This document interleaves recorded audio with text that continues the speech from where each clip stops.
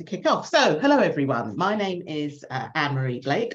I'm going to be your host today at the PRCA Career Development Conference. So welcome, welcome, welcome. This is one of those conferences that I really wish that I'd had when I was entering PR. I mean, my own journey into PR was a little bit of an accident, I think. I just happened to be working for a great boss who kind of saw some potential in me.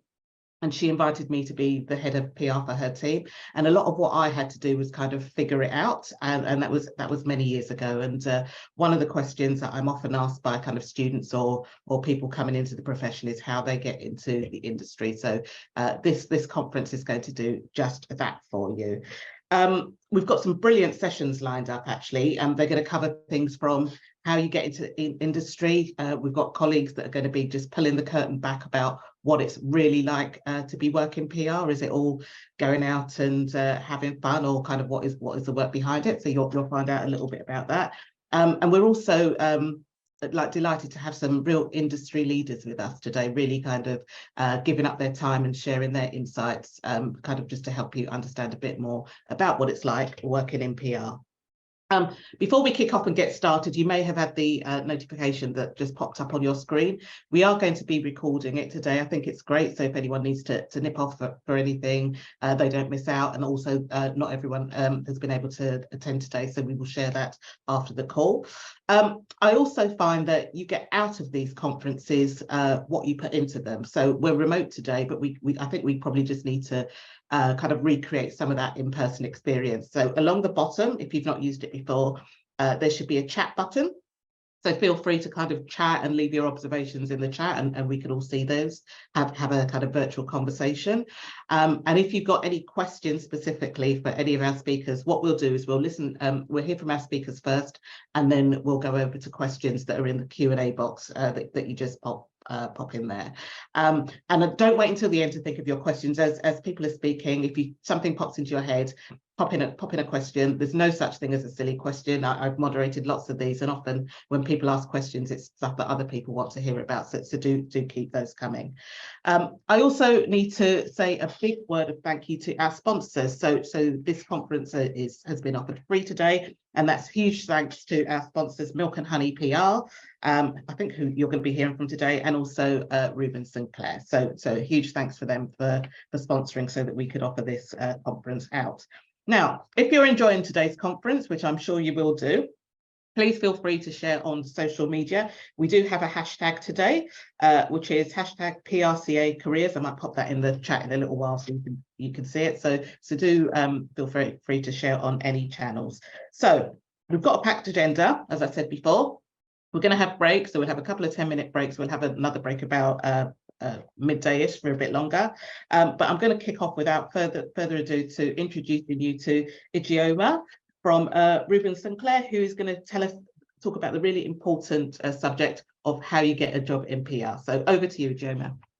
Hello, everybody. It's great to be able to chat with you today. I'm going to just share my screen as I will be going through a presentation, but hopefully I'll be energetic and I'll keep that Friday energy going for everybody today. So my name is Ijeoma. I am an associate director at Ruben Sinclair, and we are a specialist PR, comms and marketing recruitment agency. This talk today is going to be kind of giving you those practical steps on how to kind of get into the process of finding a job in PR, how to kind of how to research, how to do your CV, how to do all the kind of practical things that kind of will help you get that interview and ultimately land the job that you want. But also my experience is a bit of a unique one, and I'm hoping that I'll be able to bring that perspective to this forum today, because I actually worked in PR for a number of years before I moved into recruitment. And I went through the exact same process in terms of trying to find a job. And as Anne-Marie mentioned, I wish that I had this sort of insight when I was starting my journey as a student and when I was starting my journey after my master's, because it would have been a whole lot easier. So, as I mentioned, we're going to be doing a real step-by-step and breaking down the kind of key things you need to be thinking about when you're approaching your job hunt. I'm going to go through it in sort of chronological order, looking at sort of the research part of it, personal brand, what is that? Why do we need to do it? kind of best tips for your CV, the application process, how to kind of put your best foot forward in the application process, and then ultimately how to win the interview, because you can do all of these other things, but if you don't nail the interview, you're falling at the final hurdle, and we don't want that. So research. I actually think the way this has been structured is great, because it's bookending the two most important things about the job hunting process. The research part is often, I think, not enough attention is paid to it. And for me, it's really one of the most critical parts, because it's identifying what you're looking for and kind of breaking down, giving yourself information, but breaking down things so that you can identify and tailor what you're looking for. So research, it's all about targeting your approach, so that when you get to apply, and then when you get to your interview, you're really showing that you've looked into this, you've identified why it's of interest, you realize why you could be good for this role. And ultimately that reflects so well on your interviewer, because it shows, that you've done your research. So a few sort of considerations when doing your research and looking for PR roles is that it's a huge, big, wide world out there. And if you just type in PR jobs, you're going to be overwhelmed and not necessarily understand maybe what you're applying for. So industry. I would sort of see this as your North Star, because this, I would say, if you're a student or you're kind of trying to figure it out, where you would fit in the PR world, it's probably the thing you're going to have the most affinity to. So, for example, if you're studying geography at university, or you're coming out of university with a geography degree, and you've got a real interest in the environment, sustainability, climate change, you already know, if you're wanting to go into PR, that you're going to be looking for PR roles, environmental PR roles or sustainability focused PR roles. It's probably the easiest way to start, because you're really then looking at what your personal interests are, maybe what you've studied, something that you already have a connection to that will kind of help you narrow things down when looking for that PR job. And that can span anything from fashion to beauty to food and drink to music. But yeah, as I say, it's a really good way of, I would say, initially narrowing down that search. Then you've got to think about the type of PR and really do some research on what the different types of PR are. I would say the two main types that you'll tend to see in job descriptions and on LinkedIn, and when people are blogging about PR and on websites, is B2B PR, which is business to business PR, and then B2C PR, which is business to consumer PR. So we know that PR is all about brand reputation, raising awareness, bringing buzz, disseminating news. But ultimately, each business has a different a different audience. So when you're doing B2C PR or consumer PR, you're trying to influence a consumer audience. And when you're doing B2B PR, you are influencing another business. You are a business that your end user, your end audience is another business. So have a really good read through of those two different types of PR and kind of what they entail, because they tend to be quite different in the approach, even though the overarching kind of work is ultimately, disseminating news, brand reputation, buzz, and all that good stuff that comes with PR. Then you'll want to think about whether or not you want to go agency or in-house. And these are two routes that you can take that offer very different experiences. I came right out of university and I did a few internships in-house and agency, and I found that agency was a better environment for me. So when you're working in an agency, you are working across multiple different clients. It's a fast-paced environment. You're doing one thing one day and a different thing the next. And you really have to have that ability or desire to want to, do very varied work and be able to turn your hand at different things. And also within that, you're working with a lot of other people who are doing the same job as you. So you kind of have this kind of team camaraderie. Or you could go down the in-house route, which is where you are embedded within the business. You're still doing all the PR bits, but you're embedded within the business. And typically, if you're working in-house, you are doing a mixture of B2B and B2C PR. Whereas if you're agency side, it's more than likely that you'll be focusing on more targeted on one area of PR and doing that really, really well. So have a real think when you're looking through and doing your research about whether or not you're more of an agency or in-house person, or fundamentally try and get experience in both to see if, you prefer one or the other. And then big versus small.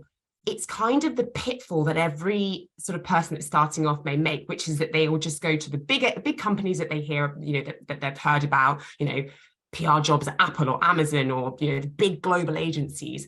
But actually, there are so many PR opportunities out there with smaller and medium-sized businesses that offer a very different experience, but one that can be ultimately very enriching for your career. So it's about going beyond the first Google page and really doing that research to find out what other companies are there out there that maybe I might be missing, that are perhaps even specialists going back to that industry and that North Star space. A really good resource that I found and often tell people to use is PR Week, which is an industry trade magazine. It is a subscription service, but they do annually release a league table of PR agencies, and they have lots of information that they publish, which is really useful. So if you are able to access PR Week, it's a really useful tool in sort of helping you understand a little bit more about the industry and how to, and the kind of role that you might want. Personal brand. This is something that's been coming up a lot more recently. And I think it's because we are in such a digital age that this is a real opportunity for you to kind of stand out from the crowd by really focusing and building that personal brand. So why is a personal brand important? What even is it? I would say, and I'd actually say it's professional personal brand, because we all have the ways that we are with our family and our friends. That's obviously very different from our sort of professional selves. So it's really about creating a professional identity, kind of showing the world what you're interested in, and also, putting out information which will make you more attractive to employers. It's about standing out from the competition. So, doing things and engaging in things, in conversations that will ultimately set you apart, and again, sort of reinforce that professional identity. Personal branding also allows you to connect with people that are like-minded. It helps you to grow out your network. And networking is probably going to be one of the most important things that you will or should be thinking about as you are kind of doing the job hunt. So I think LinkedIn is an incredible tool for building that network and connecting with like-minded people and ultimately building that personal brand. And ultimately, which is what you want if you're applying for roles, is that it increases your chances of being found by prospective employers. So, personal branding is connecting with people, like engaging with those people, using the platform like LinkedIn, for example, where you're using hashtags and being part of broader conversations that ultimately allow you to be found by prospective employers. It could be the fact that you are following the MD of a really exciting PR agency that you're interested in, and you're following their work, and you are commenting on the things that they post, and that's ultimately going to increase your chances of being found. So this is a really interesting one, because this stat is a few years old, and I imagine that it's probably increased even more, which is that 60% of employers use social networking sites to research their candidates. And it's, we're living in an age now where we are online quite a lot of the time. And so it is important to really ensure that your online presence is one that you would feel comfortable, you'd feel okay with your prospective employer seeing. So this is really about curating and managing your online presence to make sure that you are putting your best foot forward in terms of your job, your career journey. So a few sort of top tips about your online presence and kind of how you can really make sure that you are putting your best foot forward. First and foremost, which goes without saying, is check your social media privacy settings. You might be on TikTok and Instagram and Twitter expressing views that you probably may not want your employer to see. So it's important that you are establishing boundaries between what's going to be part of your personal brand, your professional identity, and what's, for your friends and family and your kind of personal life. So without saying, check your social media privacy settings as you embark on your job hunt. The second is making sure that you're using the relevant social channels that are going to give you the content that you want to see, are going to give you access to people that are going to be gatekeeping those roles, and ultimately are going to be allowing you to, build that network. LinkedIn, as I said, is an incredible tool to do this for so many different reasons. So definitely make sure that that's one of the tools that I would say you're using. And also, it does, you can certainly use Instagram as a tool that you also, Instagram and TikTok as other tools, because a lot of businesses are on these platforms as well. It's really about, I suppose, identifying whether the content that you're publishing is in alignment with, the professional identity you want to have. Follow and connect with inspirational leaders in your desired industry. So this is one of the best things that you can do in terms of building that network and making yourself easily found when somebody's hiring.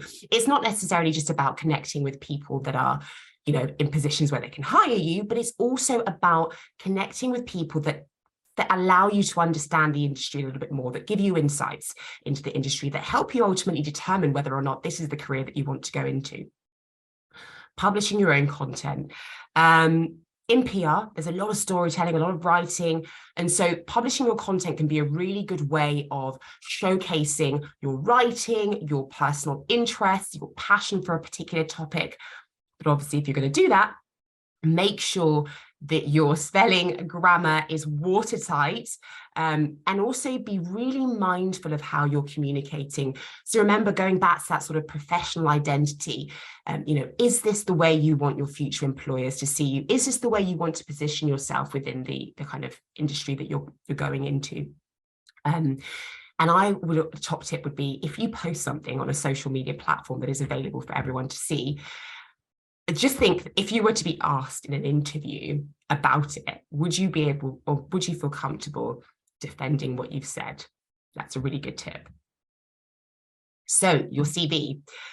I'm going to go through a few sort of myths, 3 of them, which we see time and time again, and we're going to go through whether or not they are correct or whether they're incorrect. So, number 1, your CV needs to be 2 pages long, no more or no less. No. Your CV at this stage in your career should be no more than 1 page.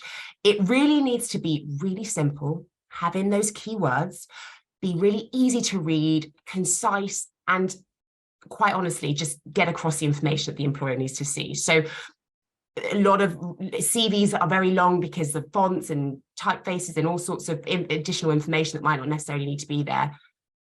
Avoid at all costs, because you've got to think to yourself that an employer is seeing multiple CVs a day. They want to see that CV and make sure that they can quickly identify the information that they need to be able to make a call on whether you're the right person for the job or not. Number 2, your CV needs to include graphics and a fun layout and pictures to get noticed. No. I would say, and unless you're working in a creative field where you're going into graphic design or something more creative, your CV doesn't need to have a lot of razzmatazz and a lot of things going on there. Again, that's all very distracting. It's about keeping it simple, clear, having that information that's going to be most relevant upfront and easy to find. And I would also avoid putting your picture on there as well.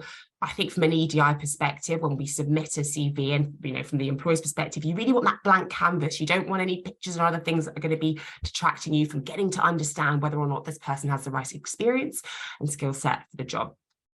And number 3, your work experience should be listed in chronological order with the most recent experience first. Correct.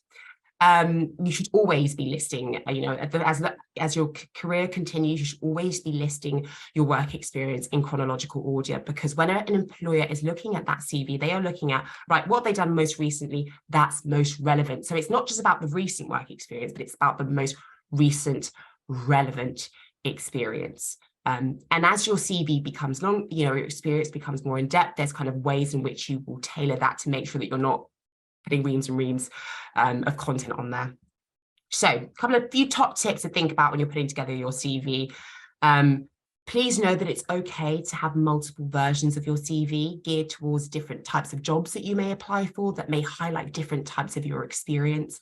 And also understand that it's totally okay at this stage if you don't have lots of stuff to put on there. You know, focus on what you do have that you can include in your CV. So goes without saying, use bullet points and headers to signpost and make the content on the page really, really clear. Whenever I see CVs that have paragraphs, I'm already thinking, oh no, the employer is just not going to read that. They're just going to move on. So really keep it really clear with those bullet points and those headers that clearly identify, you know, right, education, okay, what they've recently done, okay, key accomplishments, which we'll come on to now. It's really, really important in your CV to be able to clearly signpost things that you've done that are achievements. They can be things that you've done within your kind of work experience. They can be things that you've done at university. The key achievements part is really about showing in a tangible way things that you've done that demonstrate your key skills.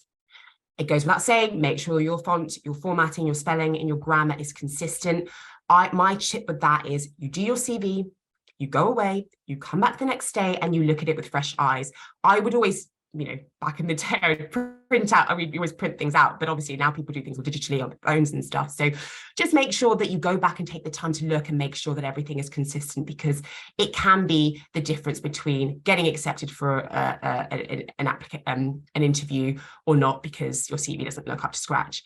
And always cross-check it with LinkedIn. So it can be the case that sometimes you're updating your CV more than LinkedIn or vice versa, but just be sure to make sure that the titles, the times, all link up, because more than likely an employer will look at your LinkedIn. And if they see a discrepancy there, then they'll start to question, well, can we trust what this person is saying? Okay, now you've done all that, you're onto the application process. My one top tip, going back to the very beginning when we spoke about research, is being really targeted in your approach, which is that do not apply for everything and anything. The amount of emails that I receive from people that have seen an advert that I posted and have just said, you know, dear Sarah, madam, even though my name is in the advert, and has said, you know, I really want to work at your organization because of X, Y, and Z. That just shows me that you're just applying to everything and anything, because if you had gone onto our website, you would realize that we are a recruitment agency and that we are posting jobs on behalf of our clients. So it's important that when you submit an application that you are being very targeted in your approach. Goes without saying, follow the instructions, make sure that you are reading the instructions, because again, it could be the difference between getting that job or getting that interview or not.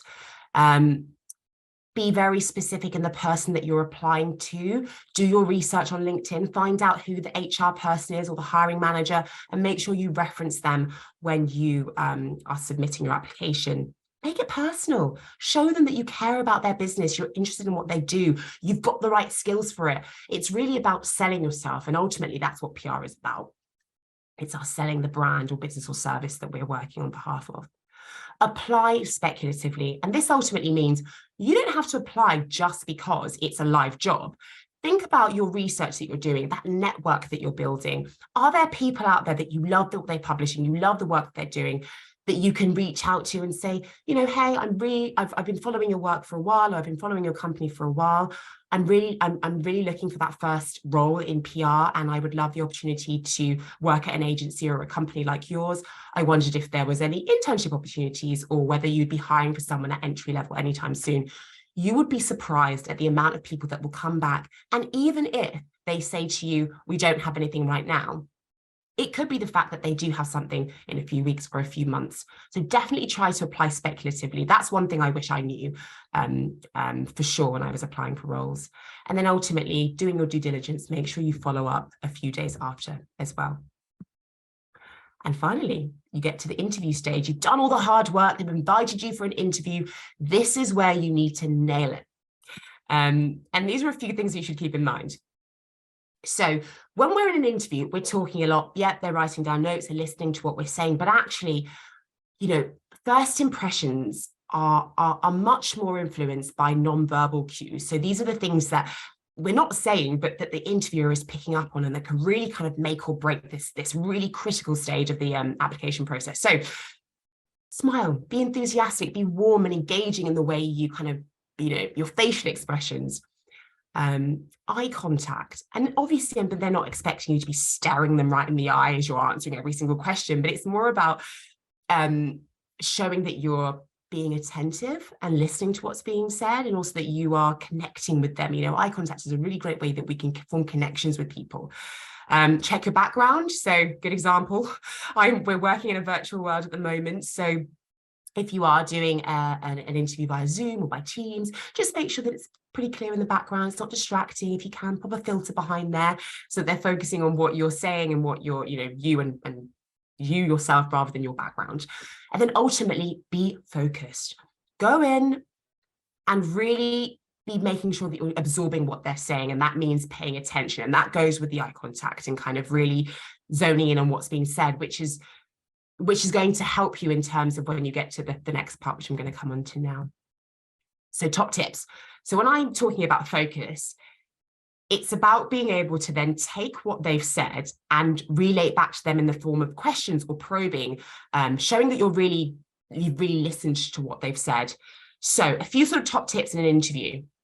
Goes without saying, anticipate their questions. When you are preparing for an interview, I used to always do this, list out all the key questions you think they're going to ask you and role play answering them. There will be questions that will inevitably come up again and again and again and again and again. Tell me about your experience. What would you say your skills are? Why have you applied for this job? What are your motivations? Where do you see your career? All of these questions will come up no matter what. And even if they don't, you will feel really good knowing that you've prepared for these questions in case they are asked as well. So you'll have that kind of quiet confidence. Ask your own questions. Come prepared. I would always say have at least 5 to 7 questions lined up. And that's because half of those questions or more will get answered in the course of the interview. Make those questions specific and insightful. Make sure that those questions show that you've done your research and that you're asking questions that are going to be personal to you and whether or not this job is going to be right for you or whether or not you're going to be right for them. Show your research, picking out things that you've seen. I've been following you for a while. I really liked this commentary that you made on this particular current affairs issue, or I saw that you did a press campaign with this brand. I love this brand. It's all about showing that research and demonstrating enthusiasm. And then ultimately, as I've just said, being super enthusiastic, because that will take that energy, enthusiasm, spark, passion, those things that are so intangible can make a real difference in your interview process. So hopefully you found some of that. Is that helpful? And I realize I probably reached the end of it. I don't know if we've got any time for questions, but hopefully. Yeah, I think we've got time for a couple of questions. I mean, that was absolutely fascinating. That was really well done. So just a reminder to people on the call, if you want to ask questions, there should be a little Q&A box at the bottom of your screen. Just pop your questions in there and we'll ask them. I mean, the thing that came out to me, which I don't think enough people take advantage of, is networking. My last few jobs have all come through as a result of networking. Yes, I've gone through the interview process, but I've got those leads through networking, and it's not necessarily going to parties and that sort of thing. So I've met you today, for example. So you are now in my network. Yeah. So I'll make a point of, if I see anything from Ruben Sinclair, say, hi, I met you at this conference. It was really good, blah, blah, blah. Because what you want to, recruiting is really, really hard. And so typically, hiring managers want to make it really easy for themselves. So they will often say, do you know anyone? Do you know anyone that's looking? So, again, top tips that for you when you are looking is tell lots of people that you're looking, because you never know where that opportunity is going to come from. So that was actually fascinating. I like that. And I also like the sound effects as well. I think I might. Okay, right. Okay. So we don't have any questions right now. But we do got one. We've got one just come in. So very interesting presentation. I just wanted to ask how to answer in an interview question, where do you see yourself in 5 years, especially when you're just starting your career? I'm interested to hear you from that, because I hate that question when I'm asked it.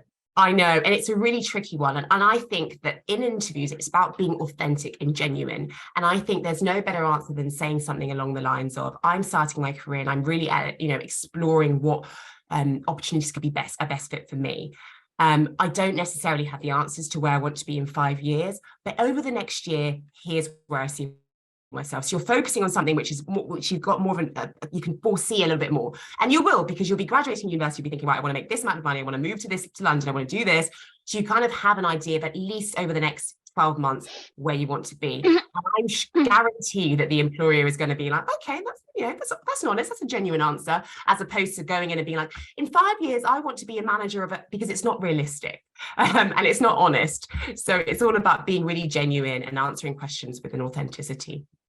Yeah, and let's face it, some of the jobs that exist now didn't exist 5 years exactly. ago. It's a really odd question, so thank you for that. Do you have any specific tips for career changes? Oh, yes, I do. I think with career changes, it's all about finding, like, you have your end goal, you want to get from here to there. It's about finding ways in which you can bridge that gap. So we get it a lot in the PR space, where somebody is in tech PR and they want to go into fashion. And I think, oh, well, how are we going to, and they think, it's all about how you're going to get there. So is it that you can find a PR role which merges tech and innovation and fashion, that you can use as a stepping stone to ultimately get yourself to that end goal? Because oftentimes the career switches and career pivots are hard to make, that's the reality. But how you can do that is by really trying to find something that kind of brings those two things together, that you might do for a period of time, that will get you to that end goal. Yeah, that's a brilliant response. Thank you very much. So we are at time now, but team, please keep sending your questions in, because we can answer them throughout the day. Oh, go on, I'll just squeeze one more in, Yeah, and then we'll have to move it. Okay. So do you think that there are any additional expectations or assumptions when the recruiters have interviews with Gen Z candidates for PR jobs?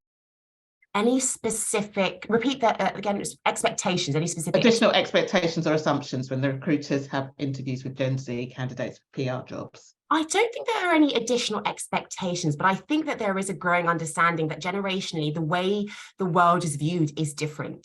And so I think you have an important, being a Gen Z person that is, interviewing for roles, I think you have a very unique perspective on things. Be open, be honest about that, because I think it will be respected, and ultimately, the new generation is the future. So I don't think there's necessarily an expectation there, but I think on yourself, don't try and hold back, because there's all this stuff in the news about Gen Zs and Gen Zs. Again, it's all about authenticity and honesty, and presenting yourself, in the way you want to be viewed.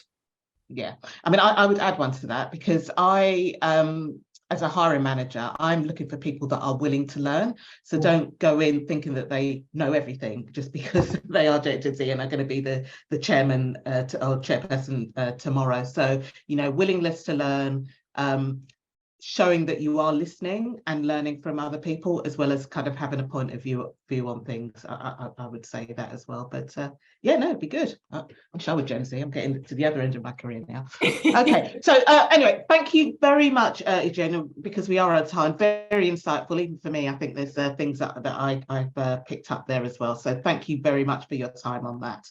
Okay, so what's life really like behind the scenes working in PR? So we're going to find out now, aren't we? So we've got Lottie and we've got Elvina from Edelman. So do you just want to kind of tell the group who Edelman is and kind of what you do, and then go into your session? So we're actually doing things in a little bit of a different order. So we've got some slides that we want to show with just a little bit more about who we are. But I thought I'd start off with a little bit of just what we're going to cover today. So hey everyone, good morning, happy Friday. I know we are between you and your weekends, but really excited to chat to you today. And in the next 30 minutes, Lottie and I wanted to spend time doing 3 things for you. That's peel back the curtain on life working in the communications industry, give you a little bit of insight on how to put your best foot forward when starting a career in PR, and then finally give you a bit of a taste of what it's like working in a large communications agency with a global footprint. So with that, welcome to PR Life Behind the Scenes, and a big hi from both of us at Edelman. Which brings us on to who we are. So thanks, Anne-Marie, but that's it. I wanted this quite dated photo of me to be on the screen when I start talking you through a little bit about who we are and what we've done to date. The routes into PR, and Jamie must have touched on this morning, are definitely diversifying. there's so many different ways into the field now. Lottie and I both work for Edelman, but in completely different sectors and with different starting points.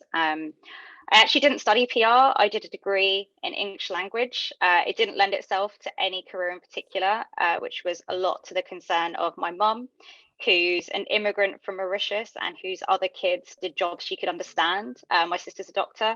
My brother's a software engineer. Every Asian parent's dream. I didn't know what I wanted to do, so I applied to lots of different jobs, finally got an internship in a PR agency and never looked back because I loved it. But it's such a shame because I so easily might not have discovered this whole field, and I'm so grateful that I stumbled upon it. I'm now 8 years in. It doesn't feel like it. It's gone so quickly. I've worked at a tiny boutique agency of less than 10 people. I then went on to a slightly larger, mid-sized agency called CC Group with around 35. And today I'm an associate director in Edelman's tech team, where I work with around 600 people across technology brands in London, across a range of clients in fintech and cybersecurity. So that's a little bit about me. I will hand over to Lottie. Yeah, so hi everyone, my name's Lottie. I am an account manager in our London Health team, and kind of like Elvina, I didn't have a required route into PR, I guess. I started my university studies in science, so I was very interested in healthcare. I did the classic applied to medicine when I was in my college years, and went on to then study biomedical sciences. And it wasn't until I did a research and development placement at the pharmaceutical company GSK that I was kind of introduced to comms. I had a mentor in my year who did communications and government affairs, and she was speaking to me about some of the work she was doing with pregnant mothers in HIV in Africa, and some communications campaigns that she was doing over there. And it just inspired me to look further into comms. And I think from that point, I kind of knew that PR and comms was something that I wanted to do, but I also still loved the science side and the healthcare side. So I wanted to keep the two, and healthcare PR was the natural job for me, I guess, from that point. I started off my career in a smaller agency, and I just did an internship with them, and then discovered Edelman and joined at the most junior level at assistant account executive, and now I am 2.5 years later an account manager. So at my account manager level at the moment, I also do a master's in global health policy, and that is something that I've been able to transfer to the work that I'm doing as well. So I work across healthcare brands, pharmaceutical companies in the policy communication space mostly. So that's us. And then now I wanted to go into a typical or maybe atypical day in the life, because as you can see here, we do a lot of different things in PR, and me and Alvina's days may look completely different on some days, and on some days they may look fairly similar, even though we're at completely different groups and also completely different levels as well. So for me, a typical day in the life is, as I mentioned, I've worked a lot in the policy communication side in the clients that I'm on at the moment. So a typical day may involve consulting them on their policy communications, developing press releases, content and Q&As, maybe another thing. So I've done a lot of the content development stuff is what I do, but also work with senior leaders to share their communication side, and also a bit of media stuff every now and again. But I also, as an account manager, manage teams. So I manage downwards, but also upwards, and making sure that the team are doing everything that they need to do for the clients. And that includes some project management side as well, but also a bit of finance. So we all do a little bit of finance to support our accounts going forward and making sure that they're on track. So that's a typical day for me. Cool. And I'm gonna answer this as best days and toughest days. I put out a LinkedIn post saying that I would cover that in this, so I'm going to try and attempt to do that without putting you all off, of course. And I think the best days are when I can really see the impact of mine and the team's work for our clients. And that can be anything from generating a piece of coverage that was really hard to make happen. So a lot of our clients, especially in the technology space, want to be in the FT.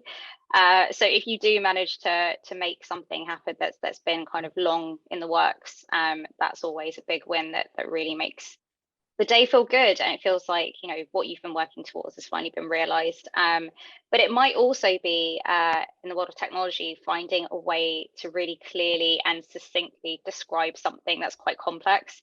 So, you know, how to make the blockchain understandable by your mum or dad, or driving forward a campaign that puts a client on the map that no one's ever heard of, and kind of help educate the world on things that may be completely new. The toughest days are, I think, the toughest days with any job, which is when things don't go to plan, or something you weren't expecting lands on your desk, and now it's on you to try and make it work. You're against the clock, and it always feels like it's impossible. But in those moments, like, I've always been agency side, and I've never felt alone in that. There's always, you know, a team of people around you that have been there, done it before, faced it before. They've got advice, they're willing to help, and you kind of all come together, and there's some really nice camaraderie and solidarity in that, where you all come together to solve a problem and kind of help each other through.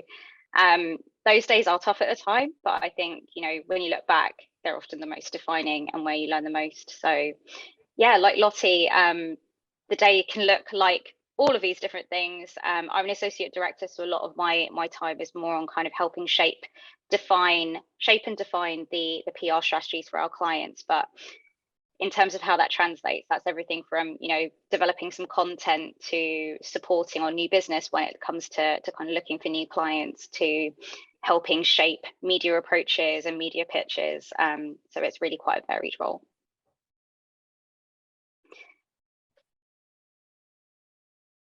And so a few tips for you in this next section. So starting right at the beginning, you walk into your first PR job. How can you hit the ground running and impress early?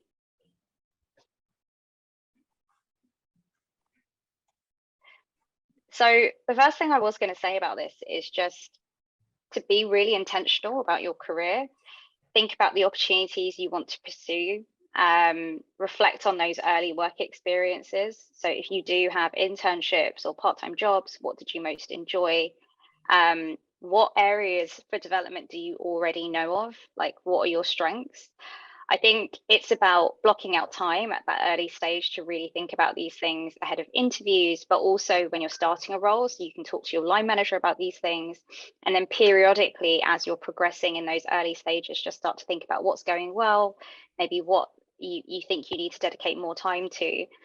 And the reason for that is, if you communicate these things openly, it really helps line managers and the people around you get to know what you're about, first of all, and then also like help you identify really cool opportunities that line up with your skills and interests. Everything we said before about how varied your days are in PR, there's so many different opportunities, different types of work to get involved in, different sectors. There's a whole breadth of things you could get involved in. I think being really intentional helps you find the things that you want to get involved in, and also helps others partner with you on doing that, and means that you'll just have a much more fulfilling experience. So that would be my first tip. Practice those interviews. I feel like Ijoma would have told you all of this in the last 30 minutes. But one thing I will just say on this is we spend so much more time, I bet, on writing notes, full-on scripts, building presentations. Like 90% of your prep time goes on the content, but just as important is to allow yourself time to really practice that skill of like rehearsing a conversation.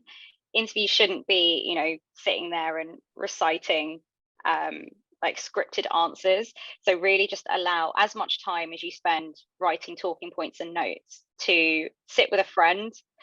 Ask them to ask you really basic questions. Ask them to ask you questions that you haven't prepared for, and really just get comfortable and familiar with that. It's about being authentic. and true to what you bring to the table, that's what's going to make the difference and set you apart. So that would be my tip for that. And then don't lose sight of your value as new starters. You're coming in hot and it doesn't feel like it, but you're unjaded from the world of work and how things have always been done. So that means you've got lots of new perspectives, fresh takes on things. There's lots you don't know, and you might feel like you have limited experience. But what you do have is, you know, all this fresh insight. You're closest to a lot of the cutting edge things that are going on. You're closest to the newest digital channels that are changing the way we interact with each other. TikTok, Reddit, and also you have a whole bunch of life, work, and educational experiences that you shouldn't be afraid to lean into, to talk about in interview, but also lean on when it comes to contributing as part of your early experiences and your roles. It's things that you won't be thinking about. So there'll be roles that you've taken in your family, there'll be hobbies and interests that you've taken up, trends that you've started following, rabbit holes that you found yourself in when you're Googling randomly. That's all experience that's so much about who you are and what you have to offer a company. So don't forget it. I know what it's like when you're at the beginning and it feels, you know, like maybe others know a lot more than you or have a lot more to offer, but genuinely, you know, this part of your career is so important, so don't underestimate it.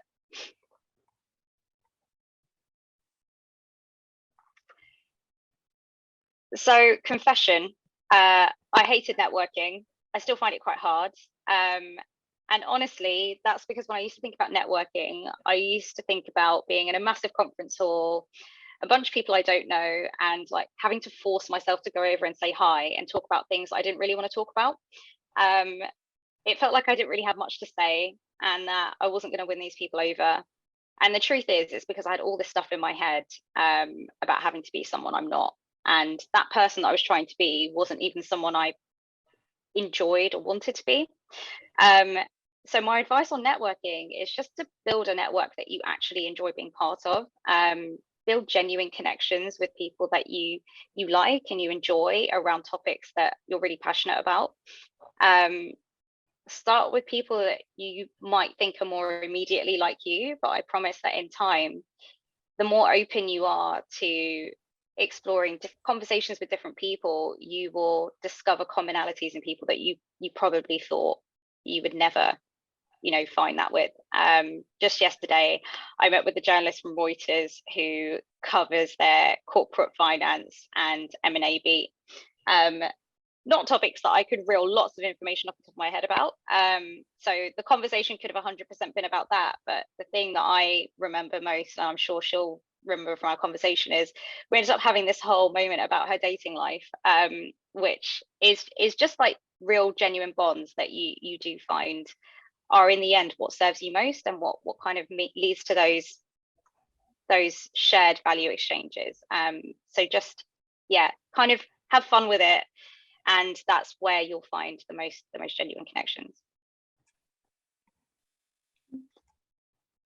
And then finally, keep writing. Find reasons to keep at it. Explore different types of writing. I feel as part of university courses, there's a lot of essays and dissertations, but more valuable or just as valuable is being able to switch it up and keep it interesting for different audiences and for different purposes. So something that I think would really help is thinking about different social media platforms. So if you think about the caption you'd put on a photo on your feed, it's probably different to a caption you'd write for an Insta story, different to what you'd say in a tweet or on LinkedIn. So just start thinking in that mindset of like how to adapt the same messages for different platforms and use that as practice, because that's something you'll use all day, every day in comms. That is my final one. So I will hand over to Lottie. Thank you. I was just add to that one that I also think with the writing thing, thinking about how you write from different perspectives as well is a really good one to start thinking about. So, you know, as an agency, we may be writing for one company in 1 minute and then another company in another minute, and a different person within that company, and they may all have different types of writing styles. So once you've got your firm writing style yourself sorted, then thinking about how other people write as well is also a good one. Cool, thank you, Alvina. So we've talked about what we do and a day in the life of us and our tips coming from a communications agency, but we just wanted to introduce Edelman and who we are and a little bit about what we do as a company. So we are a large communications agency, the largest integrated communications agency. And I think what this slide basically shows, and what we want to show you from this slide, is that Edelman is extremely expansive. It's very much a global company.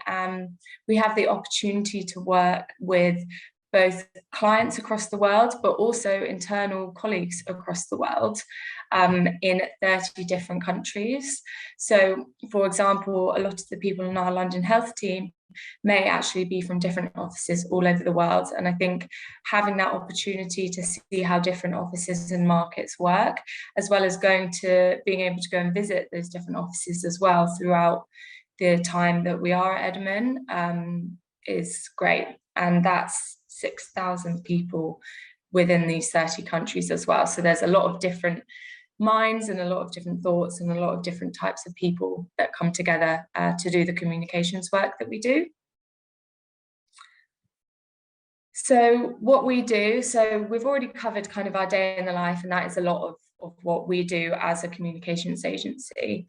But this slide just basically shows, I think, the breadth of the work that we do. So we have many different teams. So Alvina is obviously part of the technology team and I'm part of the health team, but we have lots of different groups that come together to support all of our clients. So we have a digital team, so that may cover things like paid targeting or social media posts.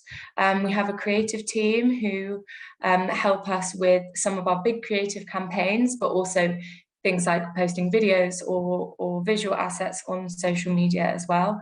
And then we have a data and analytics team as well. So they look at the measurement that we do, they look at metrics of different, for example, social media posts, and also stick into some more data and research types of things. So I guess that's where the word integrated comes from when we talk about the communications agency. And yeah, this slide just basically shows all of the broad things that we're able to do in the company. And then lastly, so a big part of the work that Edelman does is based on trust. And Edelman have an online survey that goes out every year to the general population, which measures trust within different institutions. So those institutions span from business to non-governmental organisations, to the media and also the government. And each year we look at how trusted those different groups are, and then based on that, then we can show the value of communications at that point, and we can then mold our communications based on how society and institutions are at that moment in time. So it's been going on for quite a few years now, and it's kind of the bread and butter of what Edelman do. And just this year you can see that our trust barometer looked at the polarized world that we are now in post-COVID-19 pandemic. So just wanted to highlight that trust barometer that we do. So that's a little bit about Edelman. Before we go into the Q&A, we just wanted to share a case study of some of the work that we do at Edelman. So this case study is some of the work that we did with Race Equality Matters. And I will let the video introduce what this campaign was, but it is called #MyNameIs. You might have seen it on social media, but I will let the video do the talking.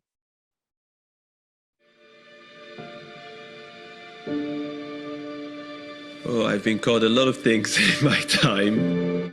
Zanba, Shabiba, somebody once just went zzz at me. They say sumek, sumac, sumok. I mean,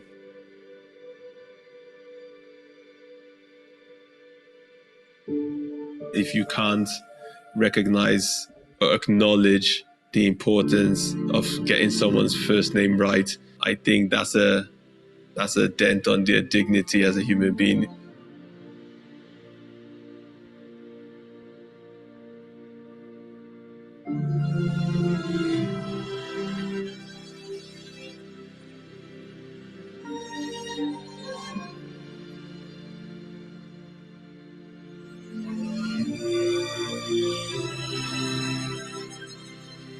The phonetic filter is a social tool to share how to say our names.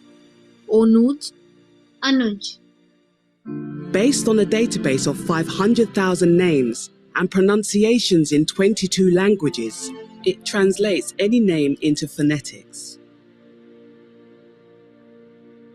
People proudly share their names.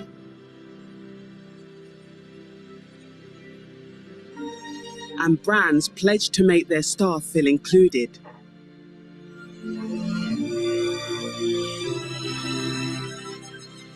One phonetic filter led to thousands of unfiltered stories.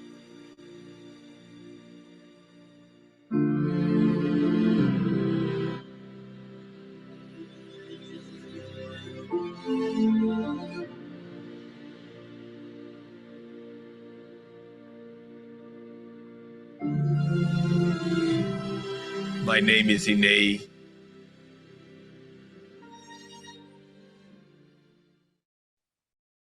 There we go. So that's just a little snippet of the work that we do here at Edelman. And just moving on. There we go. So I'll just pass to Elvina for the last minute or so, I think, before we have some Q&A time. 100%. Or we could just jump straight to the Q&A if that's easier. Let's do that. I want to give people a chance to ask questions. Just if you want to follow us, there's some links on Instagram and on LinkedIn, so you can get more information there. I'm conscious we had such a short time together today.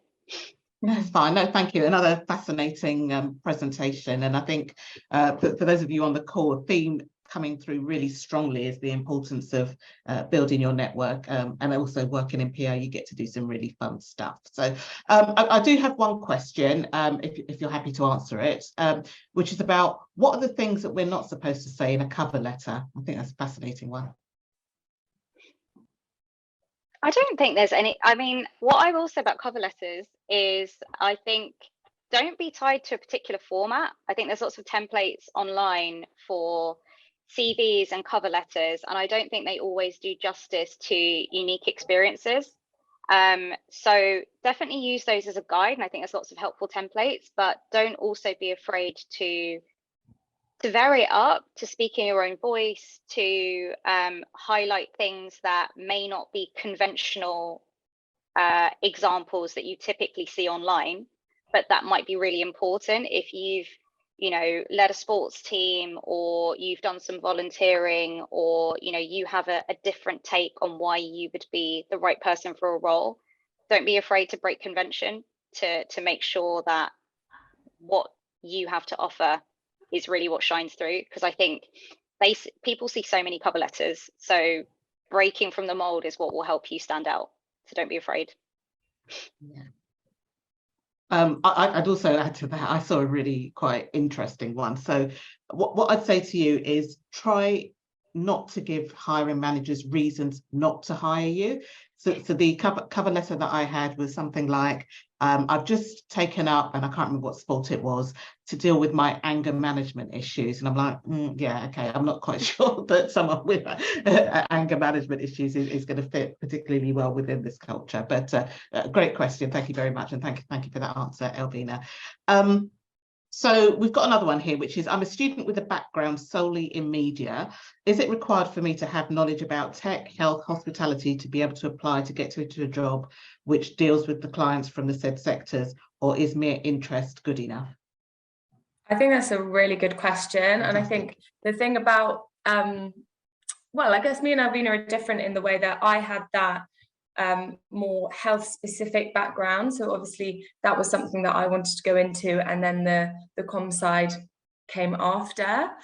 Whereas I know a lot of people in our team, I'd say almost it's 50-50. Half of them have come from a media or PR or marketing or communications background, and then have found that they then have some sort of passion in technology or health or in a specific brand, or something like purpose or sustainability, which is another kind of group that Edelman work with. So I think that differentiation in your background is something, no matter what background you have, will benefit you when you come for an interview or when you're developing your CV, because you can really hone in on what you do know and then your interests based on that.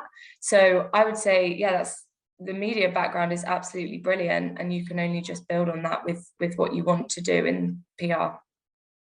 Brilliant answer. To add to that, I had no background in technology before I started my first role. What I did need to do was demonstrate an interest and a curiosity, but that's all I think what's expected is just, are you interested in learning about it, and can you show from your examples of what you've been reading, what you've been interacting with, that you have some awareness of that space. But I think beyond that, there's an understanding that you'll get that on the job. Brilliant, excellent. Thank you both. Another question here about working at Edelman. So I wonder, as a world-class agency, does Edelman open for new starters in the industry? If yeah, what kind of quality are you looking for in the new entry hire? Ooh. Who wants to take that one? Edelman has an open scheme, which we recognise that, a lot of the questions have been around kind of what the entry requirements are, or what prior knowledge you might need, or what qualifications.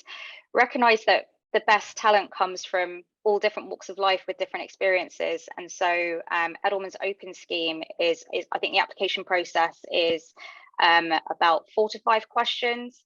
You don't have to have a degree. You can come from any walk of life, and it's a chance to do a year where you do lots of different rotations around the company, and then following that you get a full-time position at Edelman. So that's something that Edelman runs in recognition of the fact that that's how we believe we'll get the best talent. And I forget the other part of the question. Was it what kind of criteria do we have? I think you kind of covered it. I think it was like how you open up opportunities, but it sounds like the open scheme is a really, really good one. So thank you for that. That's fantastic. Okay, just a couple of quick ones before we take a break then. So how would you demonstrate a willingness and make the correct impression in order to climb the PR ladder? I think you covered some of this. Was it about standing out?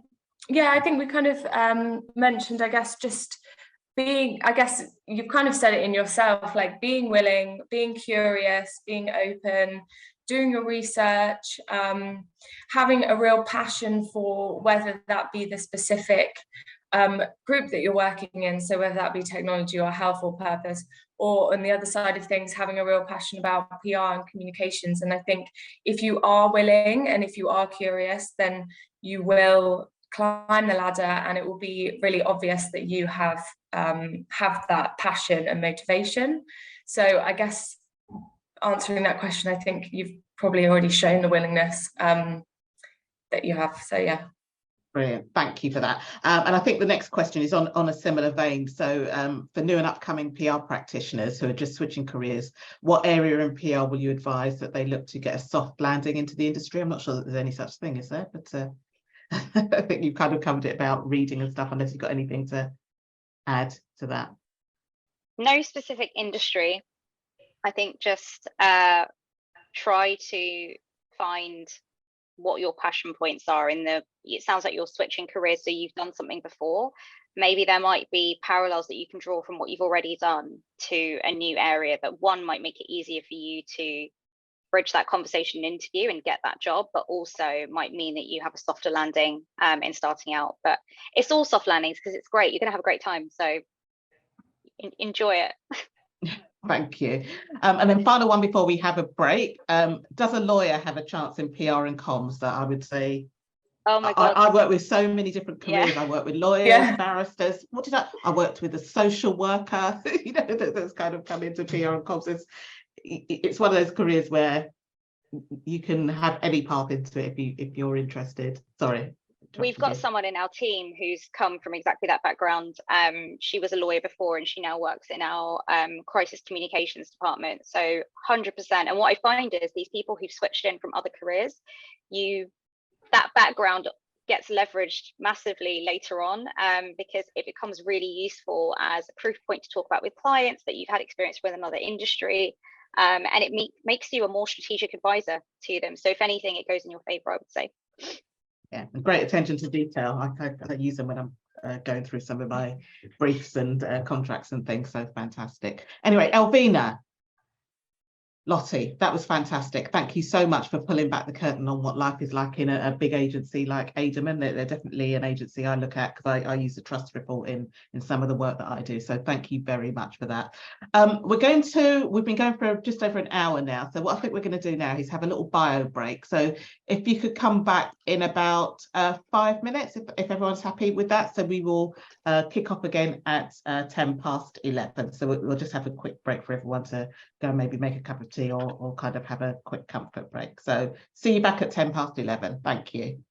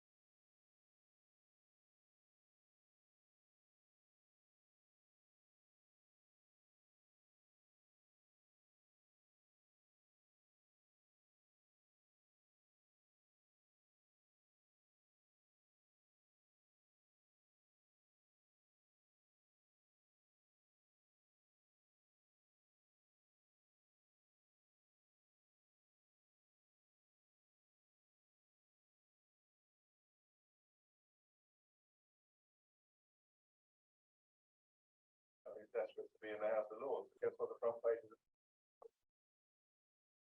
Welcome back, everyone. I hope you all managed to get yourself a drink. We've got another fascinating session coming up now. This is Jessica Thompson from Liquid PR. And Jessica's going to be talking about what to expect when stepping into your first agency role, and a bit about how the PR landscape is changing. So just a reminder, we are recording today, and obviously some of you have asked questions in the Q&A box. Just a reminder just to keep doing that so we can have an interactive session. So over to you.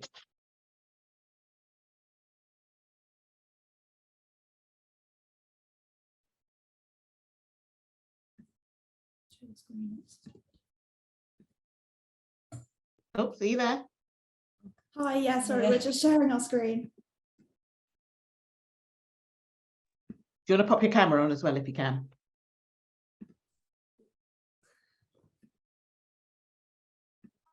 It says unable to start, I think. I think you need hosting permissions. Yeah. Are you okay to sort that, Jen? There we go. Hello. Hey, there you are. Hey. Right there, we're just going to get the presentation onto the screen now.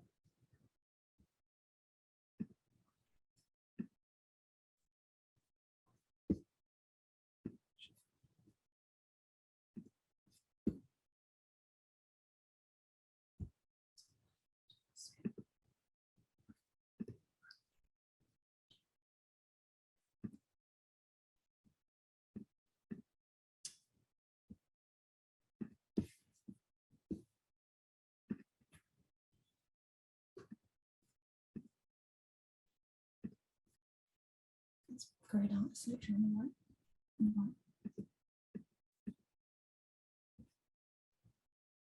Sorry about this, we just have some difficulties with screen That's share. fine. That's fine. It happens. This is what life is like in PR. So this is, so because we're on Zoom, we can only see the top half. So you're very swan-like and calm on the top, and that's I expect your legs are going backwards and forwards. What's the issue? Is it not allowing you to share? Yeah, to share the presentation. I don't know. We did share it with yourselves before, so I don't know if you're able to maybe share the screen. I don't know. Can you help us with this, Jen? I think we're getting there. We may just need to jump off the call briefly and then rejoin, so that the new permissions have kind of been live, if that's all right.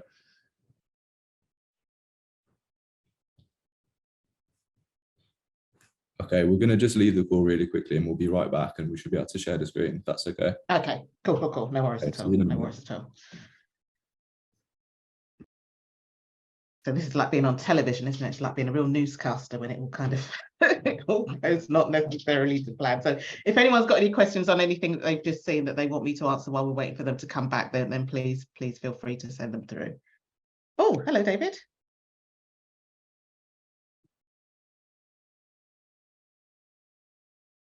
Not quite sure what's going on here.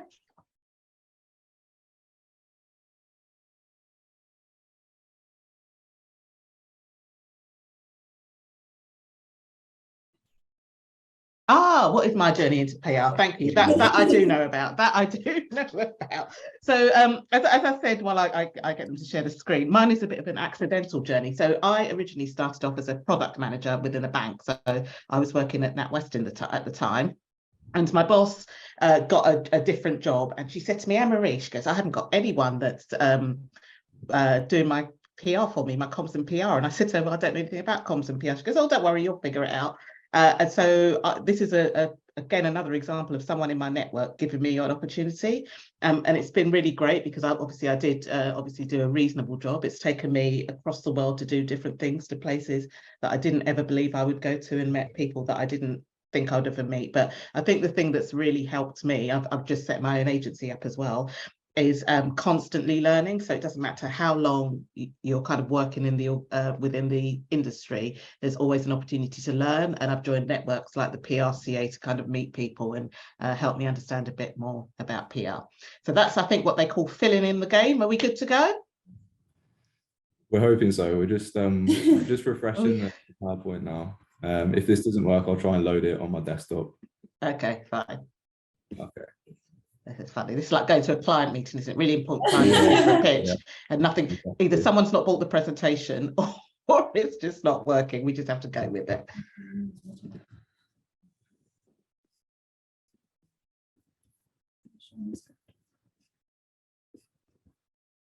Can you see the presentation? I can see your screen, which says weareliquidsharepoint.com. Oh, right. Okay. You know where you shared before? I think you just need to switch which screen. Oh, is this because you're in a meeting room? Perfect. Ah, there we are. Yay. So you just need to pop it on. Videos. You just need to pop it on. Thank you, Joe. You just need to pop it on presentation mode. Yeah. And then we're good to go. Right. This is going to be good now, isn't it? Excellent. It's going to be good. Right. Well, Okay, sorry, kick on. everyone. No. It happens. It happens. Thank you for joining us today. We just wanted you to welcome you to our session. We're going to be focusing on work experience and hopefully giving you a bit of a taste of what it's like to work in a creative agency. So we're from Liquid, which is an integrated PR and comms agency based in Birmingham, but we also recently opened an office in Brisbane, Australia.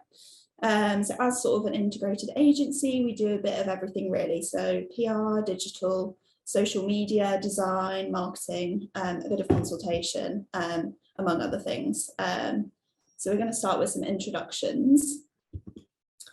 So your team here today. So hi, I'm Hannah. I'm a senior account executive here at Liquid, working in the PR team. I joined the company as sort of a fresh graduate in 2021, and I've got an undergraduate degree in geography from the University of Birmingham. You might be sort of thinking, how does geography link into a career in PR? But actually, you'd probably be surprised about the amount of transferable skills that can be applied within the industry. So I've always sort of had a passion for writing and communicating with people. So when I was sort of considering my career options after university, this is how I sort of fell into PR. Now I mainly work on sort of business to business accounts, and I'm passionate about property and construction PR in particular, but sort of working across a range of industries. Over to you, Tom. Yep, I'm Tom. I'm a digital marketing executive at Liquid. So as the name suggests, I work in the digital marketing team. That should mean I'm able to suss out a PowerPoint, but obviously that doesn't seem to be the case today. I graduated in 2020, so in the pandemic year, I did a BA in English.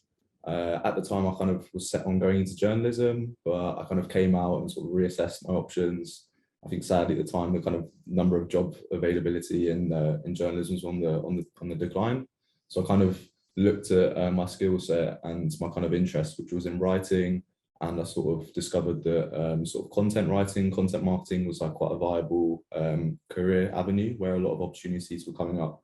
So yeah, I kind of put my head down, started to build up sort of a portfolio, doing some kind of voluntary writing. And a couple of jobs later, I've landed at Liquid. And kind of since I've been here, I've sort of branched out a bit more from content writing to focus on other areas of digital marketing, which I'll touch on later. But yeah, I'm going to hand over to Georgia. So I'm Georgia. I'm the TikTok executive here at Liquid PR. So I work within the social media team, creating content for our clients, but also sort of writing social media plans and social media posts for other platforms like Instagram, Twitter, LinkedIn, stuff like that. So I actually graduated from Nottingham Trent University with a degree in fashion marketing and branding. While I was there, I did work placement at a vintage shop, and that's where I sort of fell in love with TikTok. So we sort of ran their TikTok. We had one video go viral, and I kind of realised how interesting this platform is to work on, and how much I really liked it. So then when I graduated, I started here at Liquid, so I started here last August, and I've been loving it so far. I love that I get to work on so many different clients. So I have like food clients, but also things that are a bit out there, like we've recently made a TikTok for a copper pipe company, so stuff like that. So I can't wait to talk to you a bit more about that later, but now I'll pass back to Hannah, who's going to tell you a bit about agency life. Thank you. Yeah, so before we jump in, we wanted to start with sort of a quote, sort of epitomising everything that PR and working in this industry is about, really. If you sort of think about a company or a recent brand that you like, you'll often find yourself thinking about sort of like a recent advert that they've done, or a campaign that you've seen on social media or within the news. A good example that I like to use is Aldi and the Colin versus Cuthbert, the caterpillar debate. I'm sure most of you will have seen this on your social media, or I hope so anyway. But for those of you who aren't too sure, so in April last year, Marks and Spencer actually filed a lawsuit against fellow supermarket Aldi in a bid to force it to take its Cuthbert the caterpillar off the shelves, because they were basically imitating a cake that they'd produced in store. The lawsuit kind of sparked so much debate on social media, in the news, and as a result, Aldi has sort of really leveled up its social media game. It's got so much engagement just for its sort of like relaxed tone of voice and approach that they take, really acting as sort of the average TikTok user rather than a brand. So yeah, it's all sort of about brand stories, and that's what we do here, really, telling brand stories to raise awareness and support business growth. So I'm going to talk a bit about the transition from student life to office life. It can be quite a challenge, I think, going from the late starts in the morning, evenings out, to getting into that routine, really. So we've got some top tips that hopefully you'll find come in handy. So first of all, make sure you're organised. This might seem obvious, but checking your calendar, making sure you're sort of attending meetings on time, making it a to-do list, which again, another obvious one, a phrase that we like to use here is eat that frog. So this is where you sort of tackle your worst or least favourite job on your to-do list right at the start of the day, and really sorts of sets you in a good stead for the rest of the day. Ensuring that you can be productive, and it really motivates you to get your to-do list checked off. So also, it's really important that you establish a good sleeping pattern. As I mentioned, the student life is not really desirable in the office, even with new hybrid sort of working ways. It's really important that you sort of get into that routine, and also to ensure a good work-life balance. It can be quite full on going straight into a career after university, if that's what you decide to do, or straight out of school.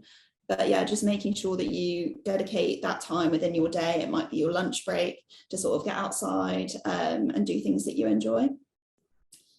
So some tips also for sort of settling into your new job. I would always say ask questions. Don't be, scared. It might seem intimidating, but asking lots of questions, make sure that you're passionate, and it sort of shows that you're passionate about getting the job done and also doing it correctly. This will really help you to sort of build a relationship with your line manager, which is particularly important when sort of working from home, which is very common nowadays. Time management is another one that is so important. So in most agencies, the way that we sort of track our time and bill our clients is through timesheets. And this sort of, in my opinion, it really helps me to stay on track with my day, making sure that I'm, taking regular breaks, not spending too long on one sort of task, and yeah, just being the most productive I can be, really. And they're so crucial because this is sort of the way how we charge clients and keep on top of their budgets, making sure, we're providing that excellent first-class service. Also, as I mentioned, hybrid working, so it can be quite difficult to get used to working from home, or alternatively, you might be really used to working from home, being a student, and most things being virtual. But yeah, sort of getting in a routine with this is so important, balancing it with sort of coming into the office. A good example, so here at Liquid, we actually do a 32-hour working week, which is sort of very flexible and helps us to stay on top of our client demands whilst also having some time back for ourselves to achieve that work-life balance. So how we operate is we do 3 days in the office a week, we do 1 day working from home, and then the other day we have as our on-call day, which sort of means that we're expected to be available. But yeah, it gives us that time back within our weeks, just to really make the most of it, really. So a bit about what my day-to-day role involves as a PR account executive. So it actually might be more than you expect. So it's not just drafting content, although this is a big portion of what we do. And there's so many different forms of content. This could be sort of a press release.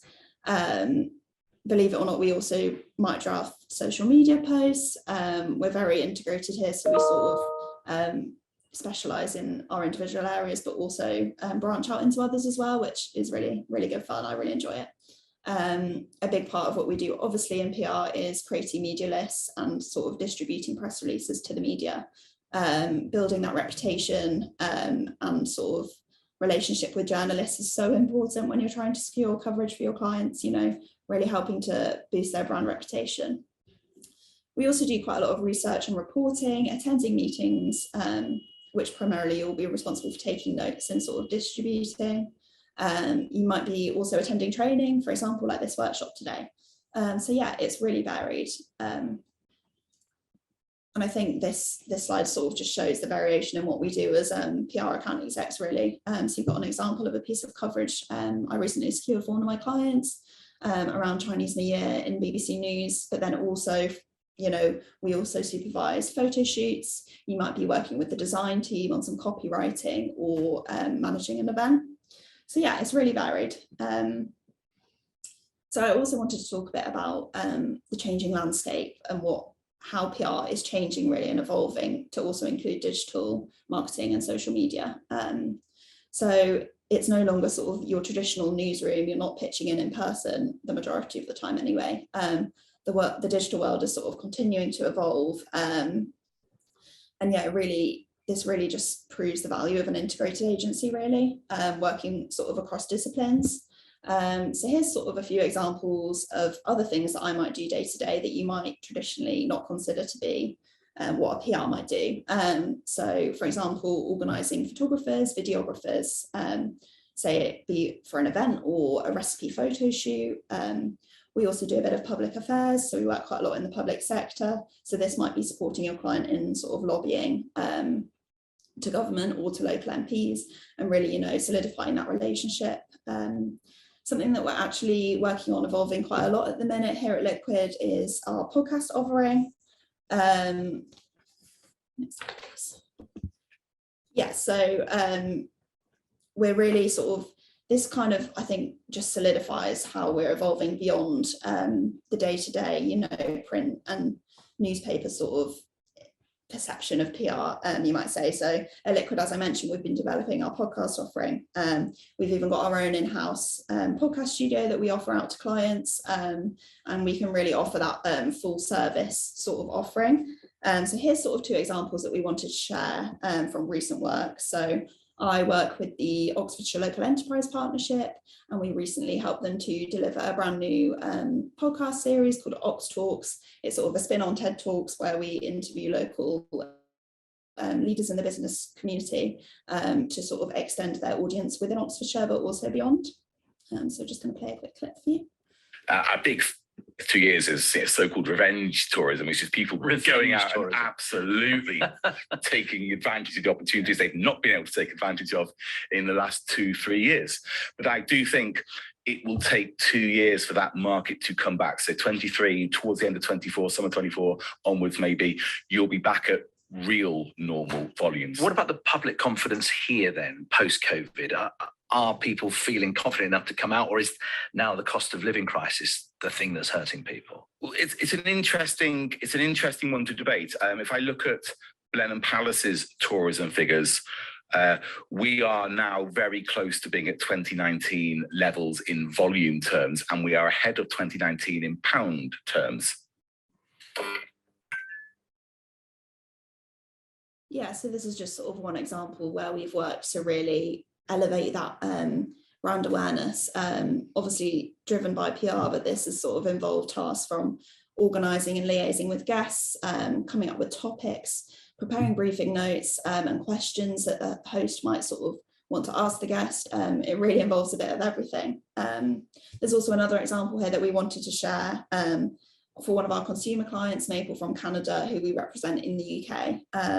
So this podcast, Always in Season, is sort of a sustainable food podcast series that's hosted by well-known chef James Golding, and he sort of interviews guests from across the food industry to promote sustainable food choices and the use of seasonal and local produce such as maple syrup. So just a clip on this. I really enjoyed. I liked the thought of it being something that's completely different to everybody else that was doing. But then it was the people, the energy, it's how exciting kitchens are and the spaces. they're really engaging. They're adrenaline fueled. They're fun. There's banter. There's hard work. There's that sense of achievement, and you get all of those things, or little things. And sense of achievement is like, I don't know, peeling a box of new potatoes in under 20 minutes. But there's those are the sort of things. And then someone walking past going, "Well done, right, next job." Like it's almost like being, in a weird way, it's a bit like being like a professional sportsman, or being like you're trying to achieve that every single little bit is you're achieving something, and it was great. And there's also a career path you can easily see. Yeah, so hopefully that gives you a little bit of an insight into the role of a PR account executive. And I'm going to pass on to Tom, who's going to tell you a bit more about the rise of digital and social. Yeah, thanks, Anna. So as we've already kind of touched on, I think the lines between sort of traditional PR and kind of like digital, social, sort of online marketing are really sort of blurring now. And we're seeing a lot of traditional PR agencies like ourselves. We're on this kind of growth journey at the moment where we're investing heavily in kind of scaling up our sort of digital marketing and social media marketing offerings.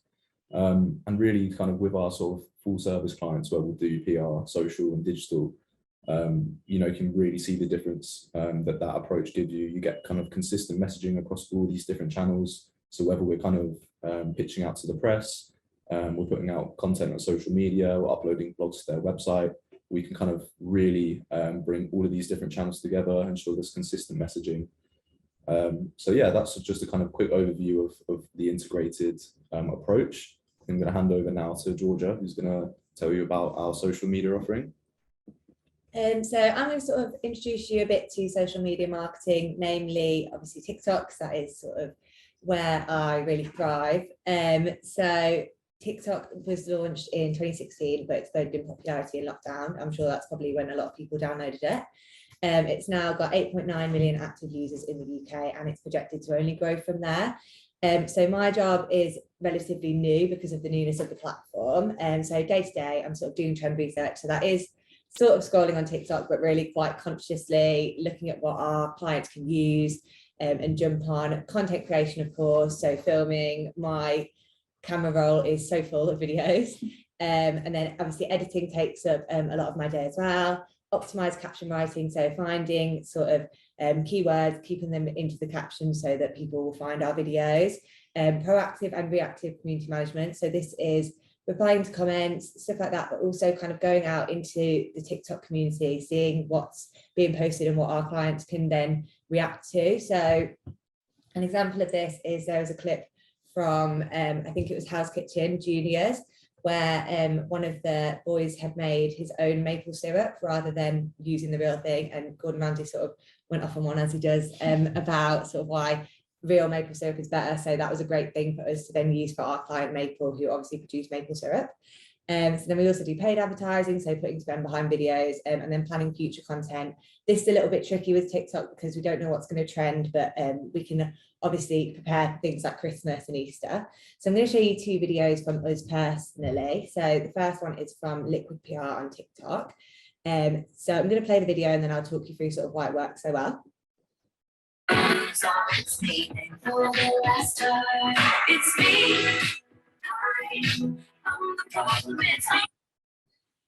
So this video was for Liquid PR on TikTok. So we sort of, our audience would be sort of people that work in marketing, people that work in PR, but also a sort of wider audience of people who work in offices.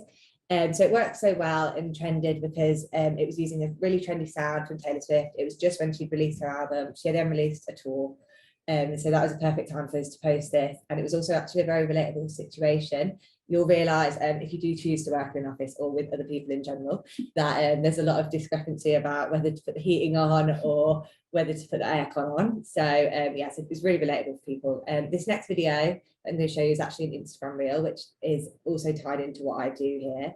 And so basically we have a kitchen in our office and a chef called Olivier. So in the kitchen, people will shoot things like photo shoots and stuff, and Olivier will sort of develop recipes for them. So this was just showing his expertise. If you want to be able to do this, keep watching. Use a bowl of hot water to wet your spoon and heat it up. The spoon must be hot. Hold the bowl in your hand for ease. Next, dip the spoon and point it straight down and pull towards you. twisting the spoon as you pull up. It helps to use the side of the bowl to round it off at the end.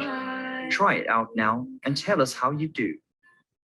So this video did so well because it's super visually appealing, but also at the time, it was like a bit of a trending chef move. There was a chef on Instagram who was making all these different types of butter, and he would do the quenelle in all of his videos. So it was quite trendy. So we jumped on that, and it was great to show how Olivier is knows how to do all these chef moves and stuff. And it also used a lot of like keywords, and it was edited on Instagram, so it really worked that way. So now I'm just going to talk a bit about like sort of how TikTok's changed the landscape. So it changed the way that consumers sort of interact with brands on social media. There's a lot more short form video watching, a lot more sound on content. So previously people would watch videos with sound off, but now that's not really the case. People have a shorter attention span. I'm sure a lot of us are actually guilty of this. And we're a lot more interactive and engaged. So people are a lot more likely to comment on a video, even if they don't know who the person that posted it or the brand. And it's changed the way that brands connect with consumers. So it's a lot less polished, it's a lot more reactive, more authentic and more attention grabbing. So I always like to talk about Ryanair. If you haven't already seen their TikTok, where have you been? I would have a look after this. They are basically really funny on TikTok, sort of take the mick out of themselves and sort of behave as if they are a TikTok user rather than a brand, which is what really sort of sells them. So just to talk a bit about how this is great for brands. Next slide. So TikTok's really a place for people to discover new things, learn new things and kind of get inspiration. I know that I've definitely bought things that I've seen on TikTok. I've definitely tried like life hacks and recipes. So it's a great place for people to sort of get inspiration and then go to buy the products that they need to sort of do the life hack or the products they need for the recipe. So this ties in well to the video I'm about to show you, which is for our client Maple from Canada, which we have talked a bit about. So they're basically set up by the Canadian government, a sort of commission to sell maple syrup, which is made in Canada. And we sort of represent them in the UK. So what we sort of want people to do is not just buy maple syrup for pancake day to put on pancakes, but actually to use it in a lot of different recipes. So this was a video that we made for Christmas. So again, I'll play it and then we'll sort of discuss why it works so well. One day, everything changed, you're all I need.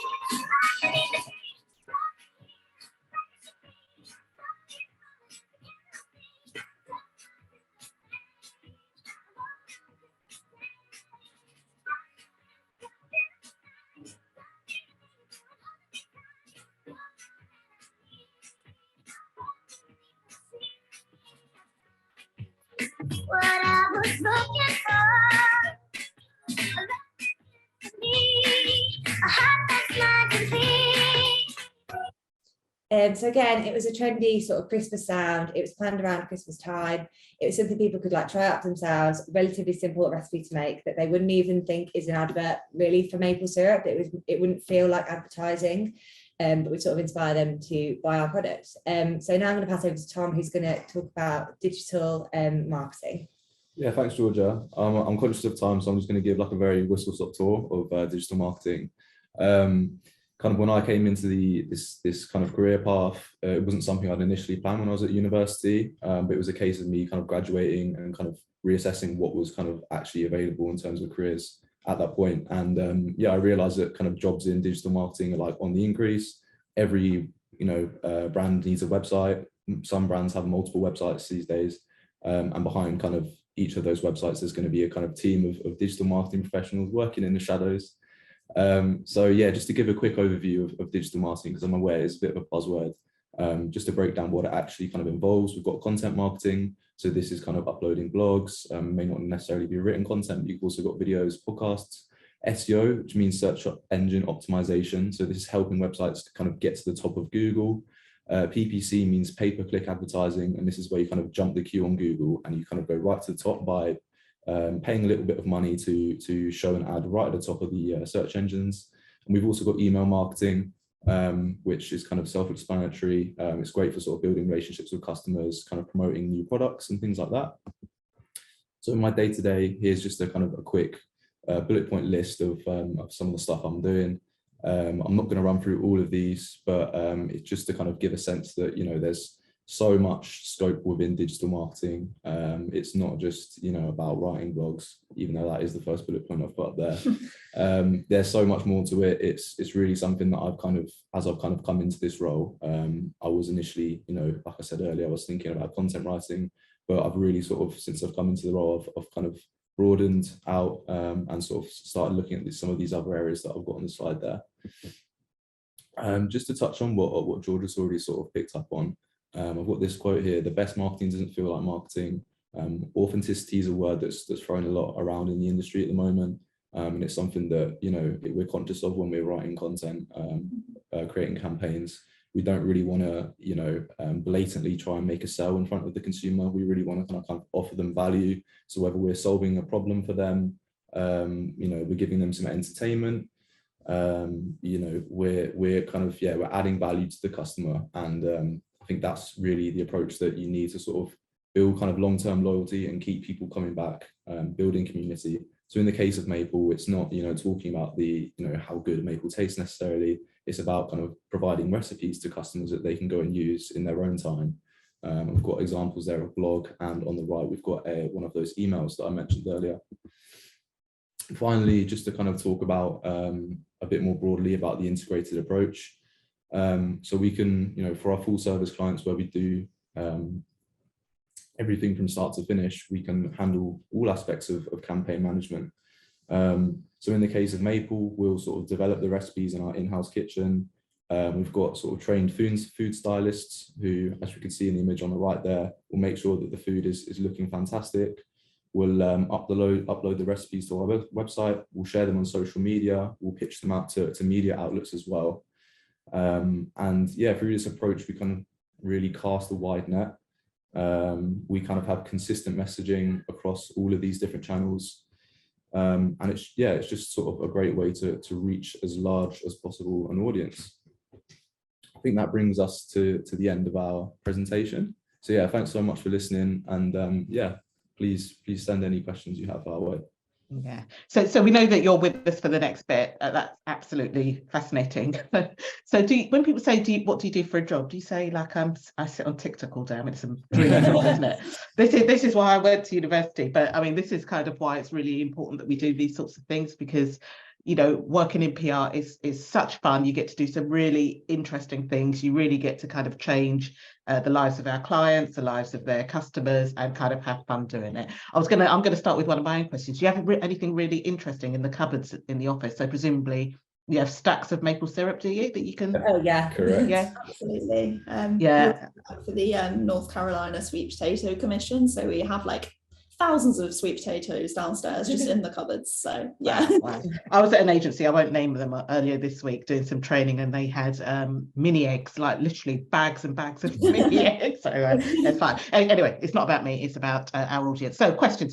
Okay, from your perspective, to what extent should a PR practitioner acquire all these new skills and changes, including digital marketing, data analysis, social media, to kind of work in the industry? I think I would say more sort of, you don't need to have all these skills, but having an awareness of all these different parts of sort of PR and marketing really helps you out. Not so particularly you have to do all these things, but so you know what it will take for sort of the other teams that work within your company to sort of complete these sort of tasks, and so you have a bit of a knowledge of what it is that goes into their job as well. Because yeah, you don't want to give someone something thinking it'll take them 5 minutes when it'll take them an hour. So getting to know what other people are doing is really helpful. Yeah, absolutely. I'll just add to that as well. I think each person will have kind of like their own sort of specialism in a sense in an agency. And like Georgia said, it's being kind of aware of, you know, what's going on, and you know who to approach should you have a task where, you know, you might need to bring someone else in from another team. So yeah, having the awareness, and then kind of, yeah, knowing who to go to, I guess, to bring in expertise when you need it. Yeah, absolutely. And understanding those trends. I was speaking to a senior agency guy the other day, and I was asking him how he kept on top of trends, and he said, I hire people that are younger than me, basically. So they're on top of the zeitgeist. So thank you very much for that. Okay, so Hannah, Tom and Georgia, sorry. May I know if there are any B2B clients, specifically from traditional industries, who've managed to utilize digital marketing, content marketing or TikTok successfully, and what did it look like? This is a great question. Yeah, so we've got a company, they're called Cusp. They are two copper pipe companies that have come together to sort of talk a bit about like the sustainability of copper and why sort of plumbers should use copper pipes and not plastic ones. As you can imagine, this is not something I had lots of knowledge on before I joined the account.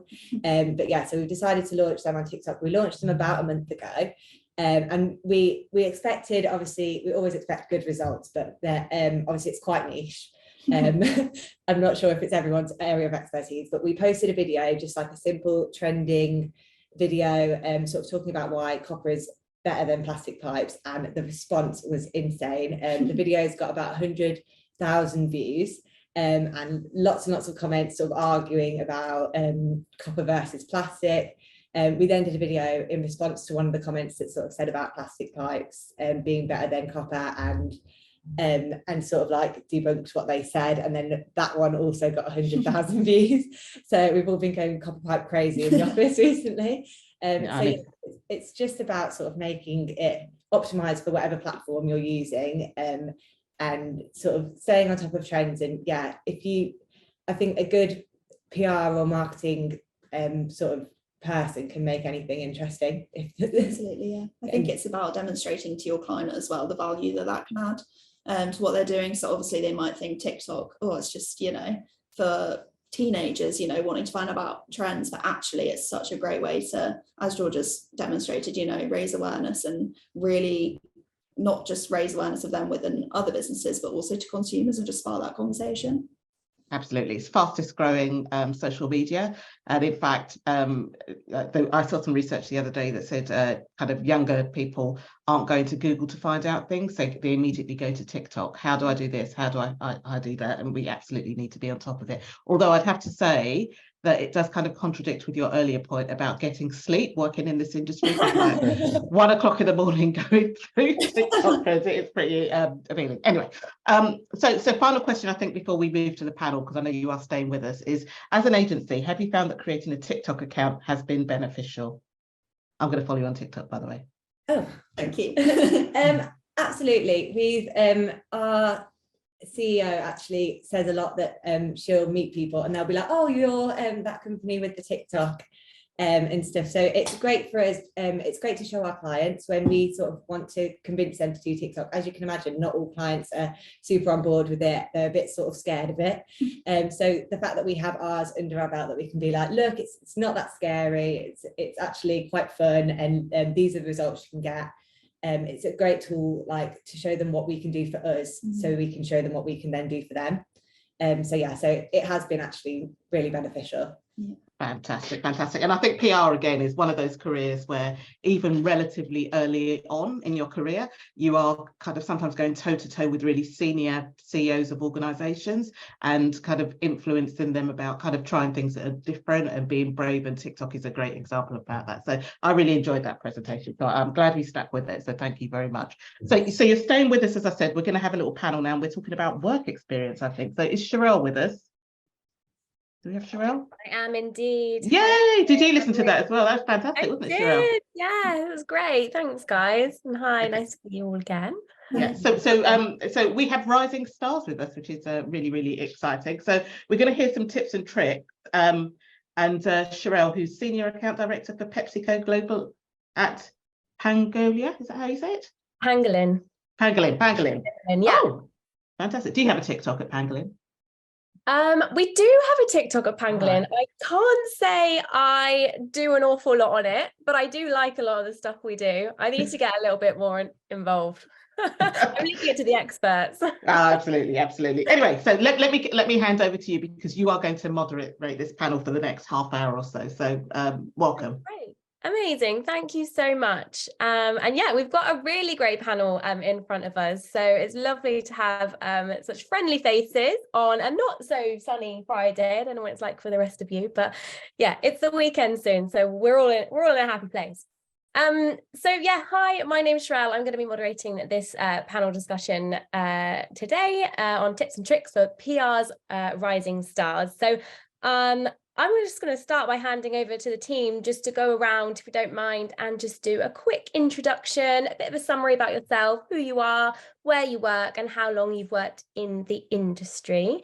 So Adina, I will hand over to you to kick things off.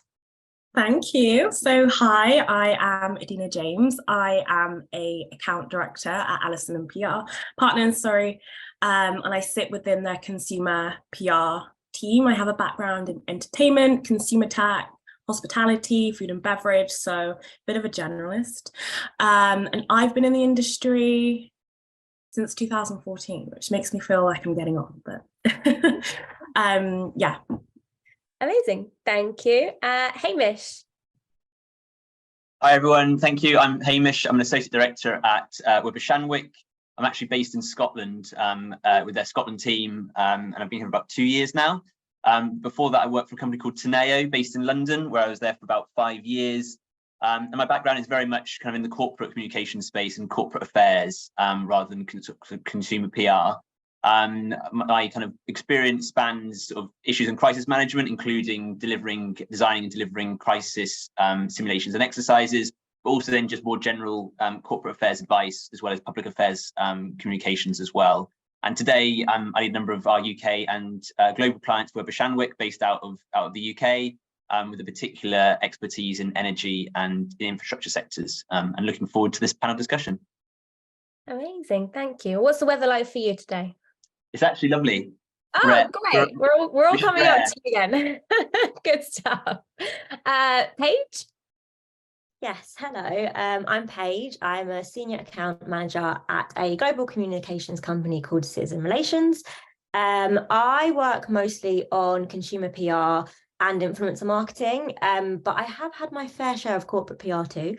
So I've worked on things across like pet hair, health and beauty, household products, anything you can really think of. We've made something that's been boring into something amazing. So just one thing to note there. I have also worked in the industry for about 4.5 years. It feels longer, which is a good thing, never a bad thing. But yeah, I've been here for about 4.5 years. Perfect. Thank you. David, do you want to go next? Good morning, everybody. My name's David. I'm head of external engagement at ICPR. So we're a special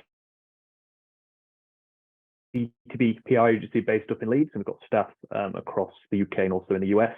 So I've been at ICPR my 8-year career. I started off on a 2-week work experience trial, and now I specialize working with organizations across banking, payments, and digital security, providing strategic consultancy, issues management, and crisis communication. So I'm looking forward to today's panel. Amazing. Thanks, David. And last but by no means least, Lucy. Hello, my name is Lucy Jupp. I'm a senior digital consultant at Hanover Communications. In the digital team, we're a central hub, so I work across a blended team, which means I'm across all categories from consumer, corporate, public affairs, health comms, you name it, food and trade, I'm across it all. So I consider myself quite an integral part of the team. My role at the agency is to extend any comms any further, so taking it onto social media, trying to really deliver that fame for the campaign and hopefully achieve all the objectives. Amazing, thanks Lucy. Cool, well let's get into a few questions then. I'm sure Anne-Marie's already said this, but please do put your questions or comments or anything in the chat group, and hopefully we'll get around to answering a few of those at the end. But yeah, let's kick things off then. So I think the burning question a lot of people want to know is, why PR? Why do I want to work in PR or comms? So I'm going to hand that over to Paige to answer that one for us first. Sure thing. So for me, it really was like the why started when I was around 21. To take it all the way back, as I like a journey. I actually was working in a clothing store, and I was out back doing the deliveries, and that had just come in from head office, and I opened up a box and there was basically a mannequin in there. we've all seen mannequins before. I promise you the story is not weird, it is going somewhere. But the mannequin, when I looked at it, I was like, oh my gosh, because the mannequin had vertigo. And I just remember saying, and I remember it so vividly, I was just like to everyone, this literally looks like my grandma, because my grandma had vertigo as well. It runs in my family too. And then from there, I had a little switch that kind of went off in my brain, where I thought everybody buys products, no matter your race, your disability, your social class. So why did it really only take until now for like this to become popular and for one company to realize it? But then, as you know, from there, I started depicting everything, because that's just what I do. And I just thought to myself, well, why isn't there different representation across journalists, presenters, influencers, or even TV adverts, I guess, as a whole? I know we've come a long way today, but back then, I mean, I'm not that old, but when I was 21, it like you would hardly see these things. And for me, I knew that I could communicate. I mean, I did my degree in it. I did a degree in creative writing and journalism. And from there, I knew that I kind of really wanted to make a real change and a real difference. So that's why, for me, I felt like PR and comms was kind of the next best step in my journey. And I knew it was a career that I wanted to pursue. So that was the reason why I chose PR and comms, and still in here today trying to make a difference. Amazing. I love that. It's a great story as well. I love the fact it links back to your grandma as well, which I think is quite special. And then I guess, you know, just following up on that, like, why would you recommend anyone else wanting to get into PR and comms? So for me, I just feel like it's like I would do it if you really want to make a change. Like, it's not just about what's the latest trend that's going on that we can jump on, what's this, what's that. It's like you're actually making a difference in a company's values, a company's equity. Like you're taking that one step further that you never thought you could do. And again, it is something that's really exciting too. So as I said, like, I've worked on various different brands, including, let's say, like laundry detergent. I mean, who would have thought laundry detergent could be fun? But it's about what ideas, working with new people, who could we work with to kind of make that fun and passionate. And I love it. I mean, I don't know, I'm sure everybody else in this panel absolutely loves PR too. So yeah, I just find that you can inspire people in so many different ways. And even though in the long run sometimes it doesn't feel like you're making a change, you really are when you do look back on, I guess, the career journey that you've been on. Yeah, 100%. I definitely echo that one. Hamish, do you have any builds on that? Anything from your own experiences and why you'd got into PR and why other people should? Yeah, sure. So I suppose ultimately, I really enjoy stories, and ultimately that's kind of what we do in PR and comms is we tell stories about brands, about companies, about individuals, and ultimately that's what people remember. So, and I think for me, I work, as I say, on more corporate or B2B accounts and clients, particularly with this focus on technology, infrastructure, and also energy. So to give one example, there's a client I work with, which is a nuclear tech company startup. So they're developing new reactors to produce clean electricity from nuclear power. And one of the I suppose the big criticisms of nuclear power or nuclear energy historically has been, what do you do with the waste, right? So you've got the kind of the Simpsons, the Homer Simpson style, what do you do with the nuclear waste? Bury it underground in lead containers and hope that it doesn't leak. Whereas this tech startup company is developing a whole new reactor core, which essentially will be able to recycle that toxic nuclear waste and therefore essentially make the nuclear fuel cycle closed. And obviously it's not quite renewable in the same way that wind and solar energy would be, but it kind of closes that fuel cycle loop, which has been a massive drawback on the industry for the last I suppose since the 1980s. So for me, that is as a client, as a company to talk about and to shine a spotlight on. I've really enjoyed working on that because developing a narrative, working with media, working with the client individually to be able to articulate their story in a way that people can understand, and that can actually mean that hopefully, sort of further down the line, their technology will be able to pass the various regulatory requirements to actually make it a reality.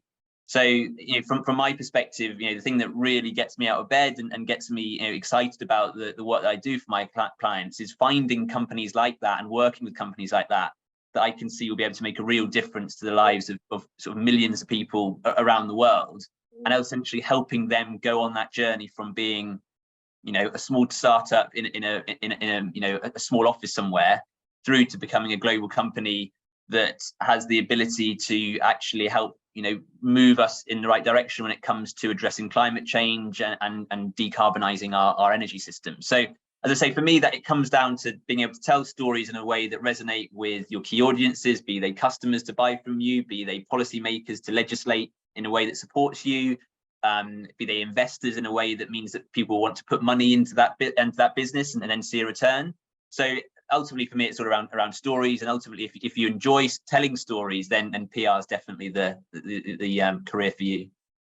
Yeah, it's a really, really nice answer. Storytelling is just key, isn't it? I think something I was thinking of with that was just around, for me, no 2 days being the same. And I think everyone having coming from different backgrounds and having, you know, working in different PR sectors, all of our days are completely different as well, which is, you know, it's just the beauty of it. Like, it doesn't matter if you might be into sports, tech, sustainability, etc. Like, there's going to be a PR route and avenue for you to get involved in, which is really exciting at the end of the day.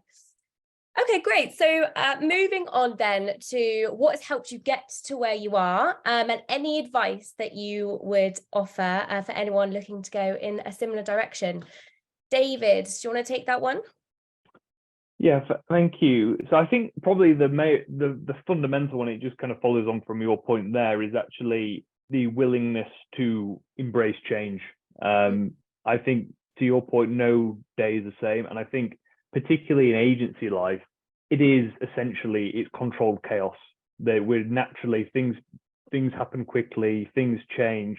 And I think you can't, and I think the quicker that you just learn to accept that it is controlled chaos, and you kind of learn to adapt to that way of working, it really helps you kind of move on with your career. And I think similarly, it's really important that you don't then try kind of just put yourself into a bucket and say, okay, well, I'm just a copywriter, or I'm just do a certain area, because I think I was just even listening to the panel before and taking notes, because there's all these trends and it's so hard to keep on top of how quickly things are moving. And I think that's only going to accelerate in the next couple of years with AI tools and everything like that. So I think what I can really, an approach that I have kind of really tried to take in my career, there was a Jim Carrey film a few years ago, I think it's called Yes Man, where the premise was, okay, you just say yes to everything.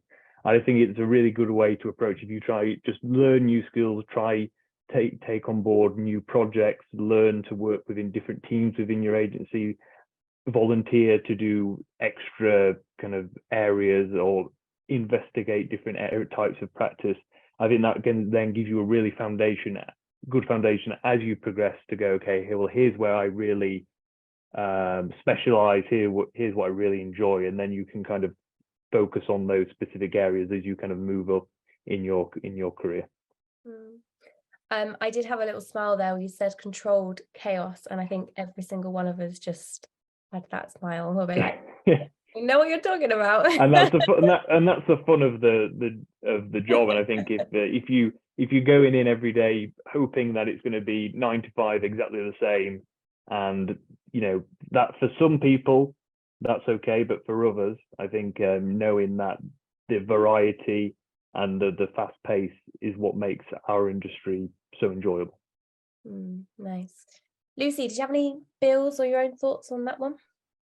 Yeah, definitely. I mean, I can certainly agree with the chaos element to that, even on a Friday morning. But yeah, I mean, considering I'm in the digital team, way back when media would inform social chatter, and now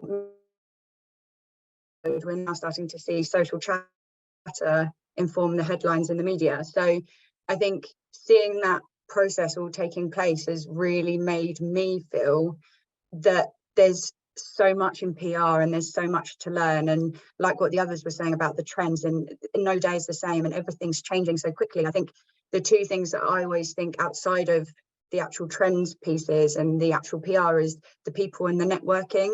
I think everyone has their own invisible PR. I think even on this call today, So thinking about how you present yourself and how you talk to people and networking and giving the praise when you can, I think it goes a long way. And in agencies, everyone has that, like everyone's a little cog within that network system, and I think everyone makes a difference. So no matter what level you are and no matter what work you're working on, you can make a difference. And I always say no question is silly, because it may spark a nice inspiration for someone else. So yeah.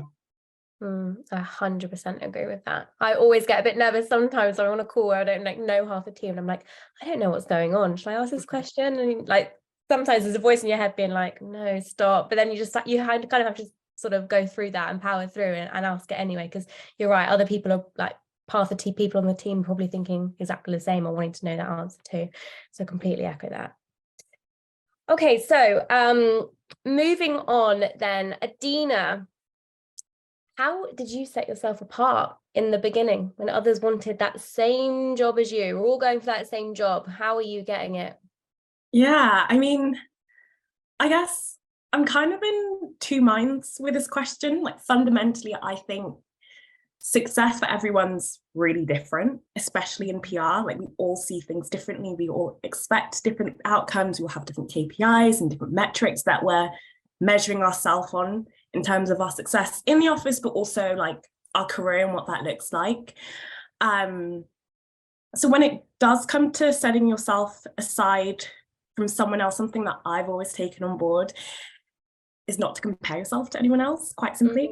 At school, I'm going to go on a tangent now, but at school I was a runner, and I was like probably like the top 5 in my school, and there was always this one girl, Jessica, who would always beat me. And we were racing one day, and I just remember like, oh my God, I'm ahead of Jessica. I'm ahead of Jessica. Keep going. I'm going to win the race. I'm going to get gold. And then I started thinking about like, but where's Jessica? Is she just behind me? Is she on my tail? And I started looking from like side to side, and then I started to trail back. And so what I'm trying to say is that you've got to run your own race, and don't look at what anyone else is doing, what career, what accounts they're on. They've just got promoted. They've just won an award. Like, put that to the side and really focus on the task at hand. Not even the task at hand, but like the results. Like we're, as hard as it is to measure, we're a really results-driven sort of industry. Our client doesn't care how many journalists we've reached out to. They care how many articles are at the end of the month, right? And so my biggest advice, and something I try to do, is kind of shift that mindset to stay in your own lane, do what you need to do, and see success in that sense. So I feel like I haven't answered your question, but it's really lovely. It's really, I can picture the race as well. I can picture all the Jessicas as well. And it's so true, everything you just said. Like, I think as a society, we do constantly get bogged down as to what's going on around us, what's other people thinking. And actually, it's just like, forget all of that. Like, you're getting too bogged down on that. And to your point, stay in your own lane, and you're on your own journey and your own path, right? So it's actually really lovely. Anyone else have anything they wanted to add to that? Sorry. I think the only thing I'd say is probably to echo a bit of advice that David gave at the start, just around kind of being eager and being hungry. I think there's sort of like, it can't be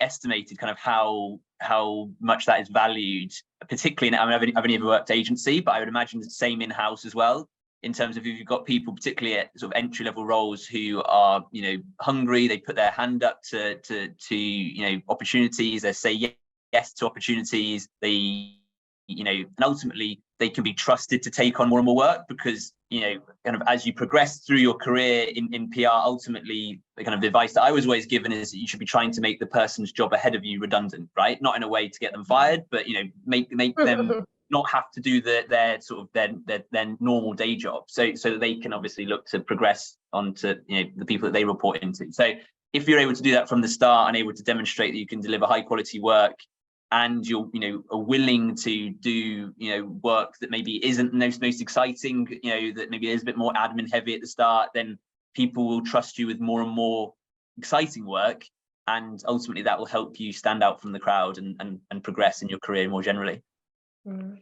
Yeah, I 100% agree with that. Being proactivity is super key. Okay, moving on, I'm conscious of time. So next question, what would you suggest as the best tool or resource for people to want to dive in further? Lucy, did you have any thoughts on this one? Yeah, I mean, it's kind of what Hamish was saying. For me, I think it's consume as much as you can, especially in our day-to-day, going to client meetings, being on the, like, your finger on the pulse is what I'm trying to say.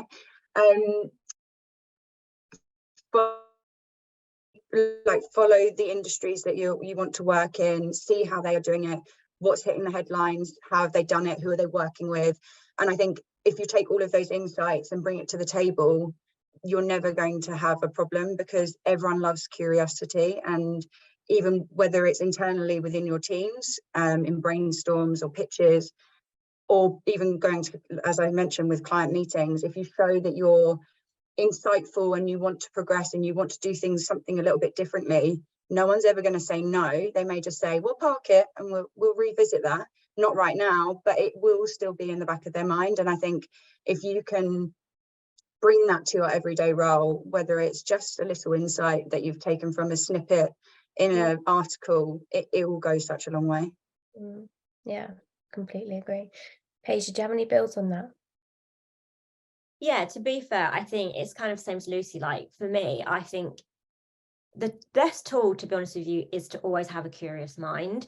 So that's why, kind of linking back to what I said at the beginning, thinking about always about the why do people do things, why do brands do things, what are these specifics that are kind of making them stand out. But also don't fall into the trap of like it's and get into the habit of thinking that it's not your expertise or it's not your job. Like, I would always, as I said, like, recommend being curious. But in terms of like actual tools, I would also try and say, like, especially in this day and age, like social media, I always find for me that social media is really having an impact and an effect on what I consume.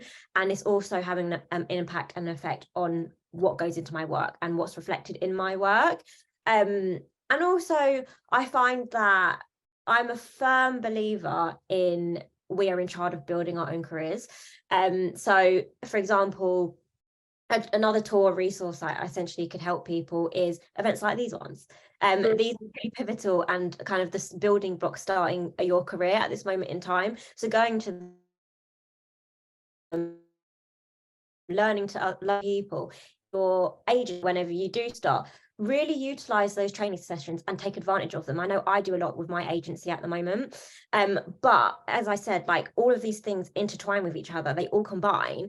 And as Lucy said, it is very much just about having a curious mind and keeping on top of it, what's next, what's coming, being on the pulse. So yeah, that would be kind of my bit of advice on top of Lucy's. Yeah, for sure, definitely. I think you're right, you're both thing about networking. I think it's just, things like this are brilliant. And I think also the use of like social media, particularly now, like you probably saw in the last session, like the real value of all those different social platforms, and they're all used in completely different ways. Get yourself on LinkedIn, even if you're not posting anything, start like engaging with people of interest, or any agencies or in-house brand roles that you might be interested in. Start engaging with what they're doing on LinkedIn. Start making sure you're following all of them on TikTok, Instagram, Twitter. You'll start to see, obviously, particularly when it comes to brands and agencies, actually, like their tone of voice, and kind of how they push themselves out and how they want to be seen and perceived by the consumer. I think that's always just really helpful. So encouraging you to keep scrolling. I am sure people won't have any problem with that. I know I definitely don't. Would definitely be a key tip from me. Just to your point, Shreya, actually, on that, I don't think people really understand like how great LinkedIn is. It's a really, really, really good platform to use, and especially as you're starting to get into your careers, I would definitely recommend using it. I mean, I used it like how people use TikTok today. And that's actually specifically how I actually got into the industry, was through LinkedIn, as you said, through those networking events, talking to people. Watch your LinkedIn, staying in touch, following up with them if they've got anything further down the line about if they've got any job interviews or anything essentially lined up. But I promise you, LinkedIn is a very vital tool I would use, especially in the early stages of your career, to really start getting into the industry and knowing what's going on. Yeah, 100%. It kind of feeds into the final question we've got before we can answer a couple of the questions in the chat. But anyone listening, one piece of advice that you would give to them to take away today? I know we've kind of we might repeat ourselves ever so slightly, but yeah, it'd be great to kind of hear if there's one piece. David, you've come off mute, so I know you're keen to give. Well, I touched upon it earlier, but I really think, like, with over the past couple of months, our industry in comms and other industries as well, we're reaching a bit of an inflection point in terms of the potential for AI tools, and I think generally it's going to have a very significant impact on our profession in the short term and the long term. And I think that it will create new opportunities and challenges, particularly for people who are coming into the industry, because I think where a lot of the efficiencies will maybe be made is where those entry level roles. So I think really what the most important tool in terms of being future proof and to be able to really deliver value as a comms professional is the ability to think critically and to make consider judgments, not be able just to kind of react. It's almost being able to predict and make kind of empathetic decisions. So I think it's just kind of following on from the points that everybody's made just then in terms of how you can make sure you're really across what's going on in your industry, what's going on in terms of kind of the macro trends, the micro trends, all that stuff will be incredibly important. So I would encourage people to come in with a strategic mindset to comms from the very outset of the career, not until they become a manager or a director, because I think that is the skill that is going to be prized above anything else as we kind of move into the next couple of years. Yeah, it's a really interesting point, actually, and particularly touching on AI, which I think you could have a whole separate panel discussion on, right? But I think I had something quite interesting earlier this week where it's like, AI is not going to take your job. You not knowing about AI or what it is or being involved in it will be what takes your job. And it's similar to what you were just saying in terms of, you know, if you're not across like what's going on TikTok and suddenly it's becoming like a massive thing and it's becoming a pivotal part of your work, if you don't know about it, then they're going to be looking for someone that does know about it, plus everything else that you already do know. So yeah, it is just, to your point, just keeping up with those trends, right? And kind of the ever-changing world that we live in. Absolutely. Adina, did you have anything to add to that? In terms of one piece of advice I'd give, I think we've talked a lot about like sort of being proactive, raising your hand, like just doing everything you can to, you know, really show your value, use your voice, no matter what level you are. But on the flip side, something that I'm recognizing probably at this point in my career is the value of just listening sometimes. There is so much insight around you, especially in the office. I know what we're working from home. I've got my little comfy setup here with my mug and all my like home comforts, and I feel like I'm sounding like a boomer. I'm not, I promise. But like being in the office and having that buzz around you is so impactful for your creativity, teamwork, and just learning kind of the ropes of the job. I remember when I first started, I'd hear my line manager on the phone, like talking to journalists, like, okay, how do I apply that to the accounts that I'm on and see success in my own realm, even though I've just started or whatever. So there's so much value in sort of listening and just soaking up the air around you, which I think sometimes is forgotten in kind of this new era, which again, I love working from home. But yeah, so I would say sometimes just gotta shut up and listen. It's a really good show, actually. We've just gone from 2 days a week to 3 days a week, and I was like, oh my God, I'm gonna have to wake up an hour earlier. And I was in the office yesterday and I was like, oh gosh, it makes such a difference being around everyone. Like it's great to see. So yeah, I think I definitely echo that point for sure. Did anyone else? Flexibility at the end of the day, right? Yeah, 100%. Yeah, for sure. But working from home definitely has its perks. Anyone else have anything to add before we just go on to a couple of questions we've got? I was going to add something which follows on from Adina. I was going to say the can-do attitude that we've all spoken about, I think it's really important, but there's so many avenues, even just from the people on this panel today. We're all in very different niches. So that there's corporate, consumer, strategy and insights. So I think there's so many different ways that you can, I'm going to say skin a cat, but stay open-minded, listen to those conversations,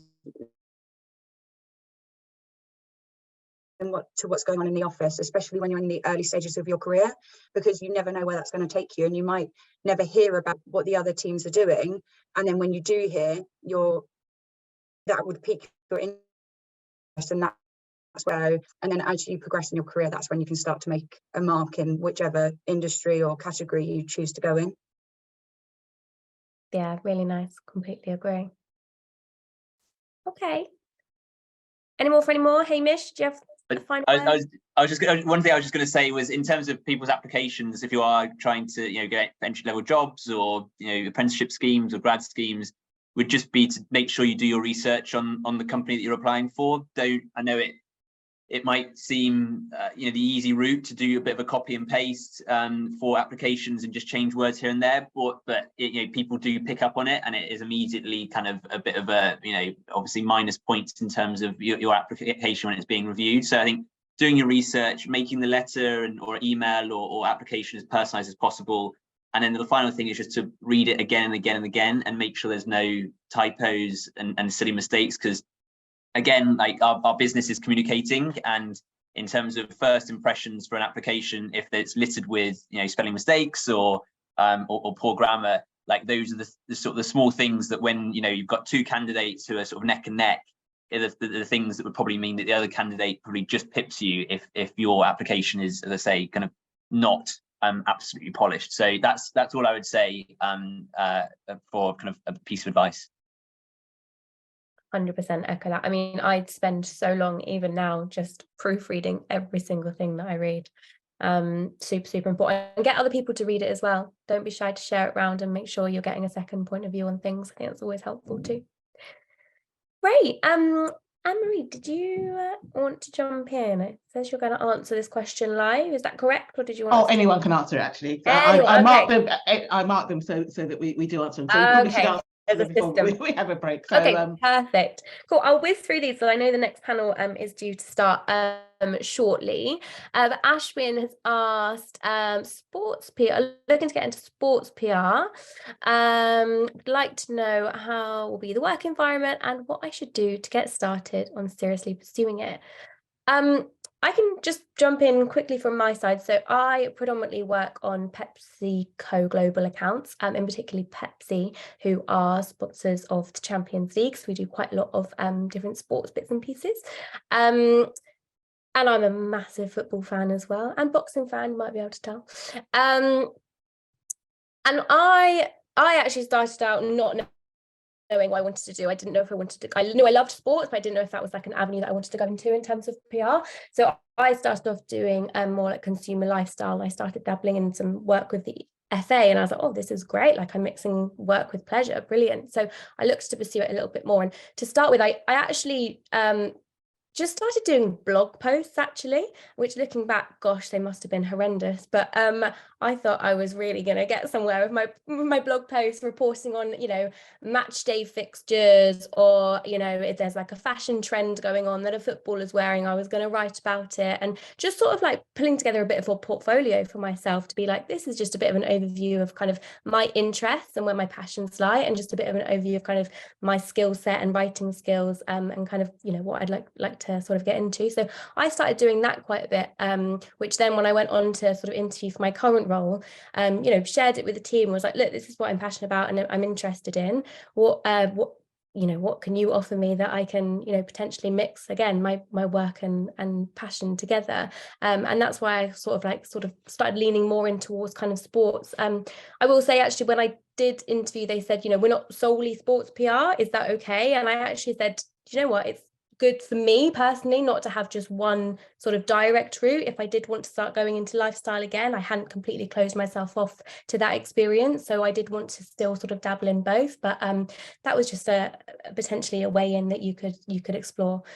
I don't know if anyone else has any about sports. Yeah, I'm just going to add something which might be a bit of a mix with the next question, because the next question is about in-house versus agency, and we have a lot of agency here. So I do run my own agency now, but I've spent the pajamas a large chunk of my career in-house, and you can still get to do really interesting things. So, for example, I've looked after, when I worked for NatWest, I got heavily involved in the cricket. Cricket isn't my number one sport, but it was a really good opportunity to do some sports stuff there.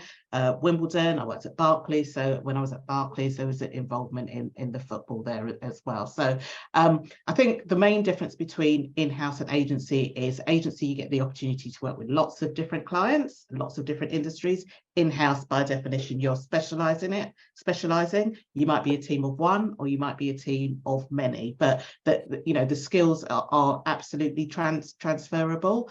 Yeah, the skills are absolutely transferable. I think that would be probably what I would say about working in-house. Hopefully that answers the question. Does anyone here work in-house? I don't think you're all agencies, are you? No, okay. All agency. And then the final one, which actually I might hand over to you, Paige, just around most effective and appropriate way to engage with other professionals on LinkedIn. You're going to be LinkedIn queen, so I'm handing it over to you.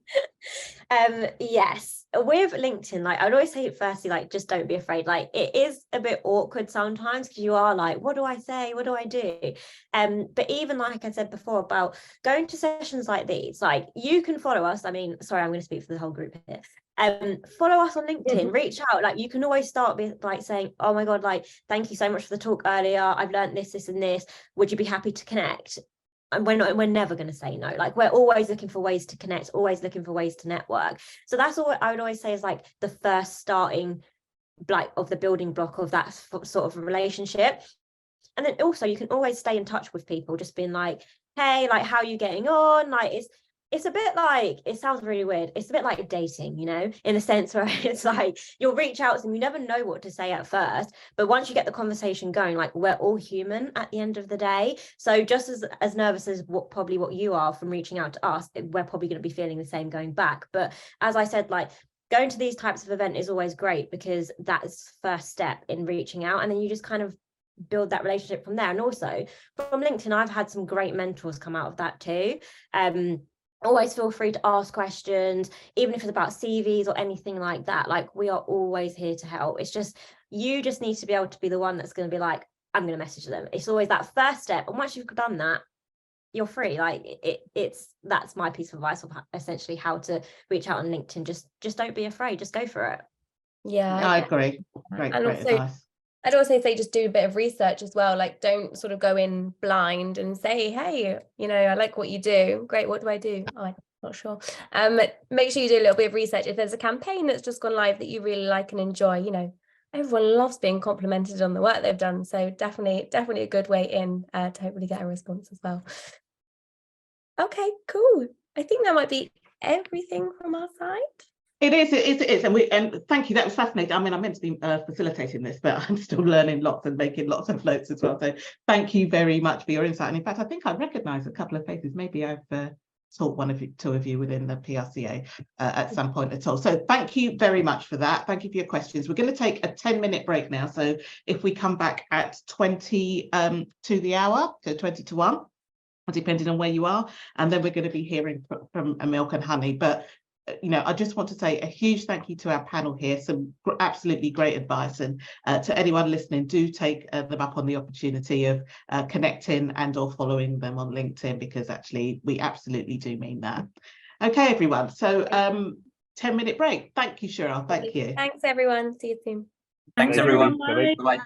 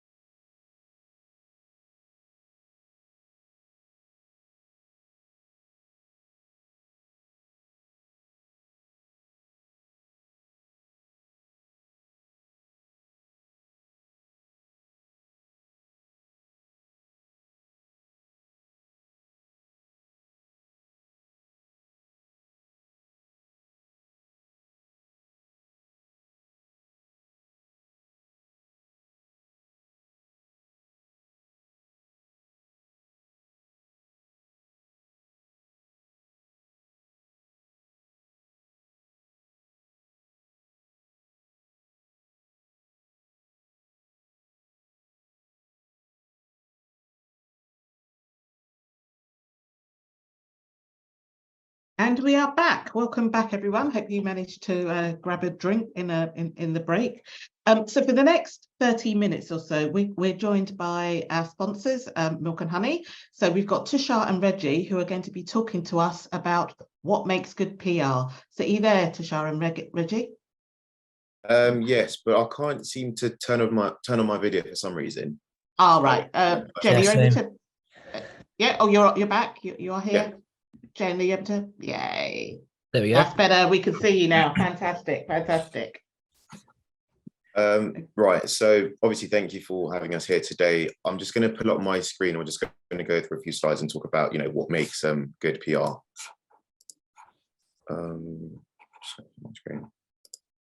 Is it letting you share? I believe it is. Fantastic.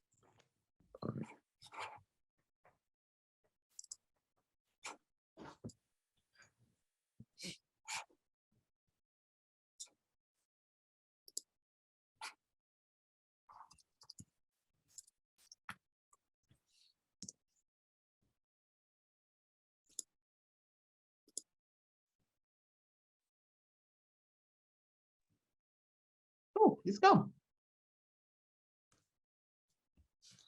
We may have to leave and come back. I'll give him a second. Oh, right, okay. I think we had this at the last session as well, so we're used to it. Okay, we're nearly there. Well, yeah, just for everyone on the call, what we'll do is we've got a presentation with some a bit of background about us, some good PR examples, some bad PR examples, and then we'll have time to answer any questions at the end for everyone. And caught the tail end of the last session, which sounded really informative. Likewise, if anyone beyond this finds anything interesting or anything like that and want to get in touch with either of us for some more kind of tips and advice, I mean, more than happy to provide that. Just reach out. You can find us on LinkedIn, and yeah, happy to kind of answer any questions or queries you might have. Hi there. Sorry, it kicked me out for some reason. Just going to pull the script. Is that sharing? Yes, it is. It's just coming up now. Just loading, yeah. Yay! Lovely. Yeah. Thank you. So, yeah, just as we mentioned briefly, our session will be focused on, what makes good PR, and just a few introductions before we start off. I'm Reggie, and I'm a senior client executive here at Milk and Honey PR. So I've been at the agency for around 2.5 years now, working across a range of B2B and B2C clients. And I'll just hand over to Tushar to introduce himself. Yeah, hi everyone. So I'm Tushar. I'm a client director here at Milk and Honey. I've been at Milk and Honey for just over 3.5 years, and I've worked in PR since 2015. I first started as an intern. So been around a bit. I've prior to working in PR, I worked a bit as a business journalist. I then went into working in kind of retail and B2B PR, digital PR for an SEO agency, which some of you may have experienced, and it's definitely something that's been growing a lot recently. Moving then to kind of a more specialist boutique PR agency, then joining Milk and Honey, where I kind of work across both B2B and B2C streams as well. Thank you. So just a bit of context about our agency. So we were founded in 2016, and we've been growing quite rapidly since then, with our founder and CEO Kirsty, who kind of spent a lot of years working at some of the big agencies and wanted to then set something up on her own, something that kind of did business differently. So she set us up, and one thing that's kind of makes us kind of stand out is we're B Corp certified, and that basically means we kind of hold ourselves to environmental and social standards. So the kind of purpose and sustainability is quite a big focus for us, and that's reflected in some of our client base as well. And we really kind of hold ourselves quite tightly to those kind of ethics within our agency. Another thing is that we are an employee ownership trust, which means that the majority of the agency is owned by the employees. So again, just helps us kind of stay true to our values and give everyone a say in how things are run. We have over 50 people worldwide. We work across 3 different markets. So London's kind of our hub, but we also have offices in Munich and New York and work very closely with those teams as kind of one agency. And yeah, we've won a host of industry awards as well. I think a fair few from the PRCA and the like over the 5-6 years we've been going. So yeah, obviously started out very small, but growing exponentially, and I think we're still within that growth trajectory, which is really interesting. Thank you.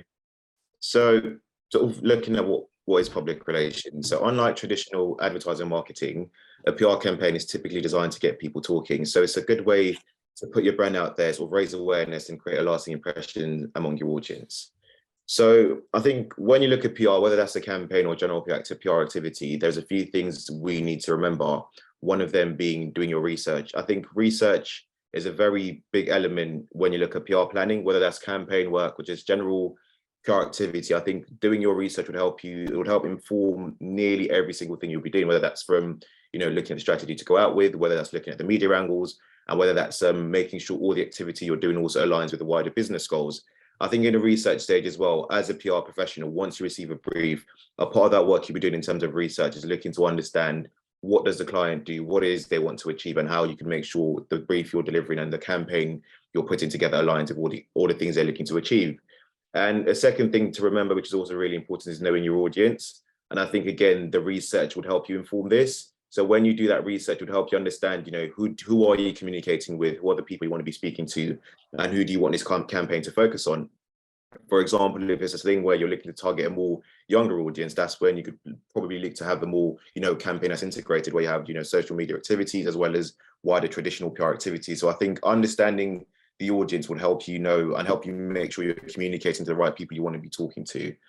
Another thing to remember is also tapping into the current trends. I think when you look at the wider landscape, whether that's, now sustainability is a very big focus, also looking at, the cost of living crisis, and more recently we've seen AI be a very big topic of conversation. So doing good PR, putting together good PR campaign, it's very good to sort of tap into the current trends and just seeing how your client, whether that's the brand or whether that's a large organization, could have a voice within those wider conversations people are having.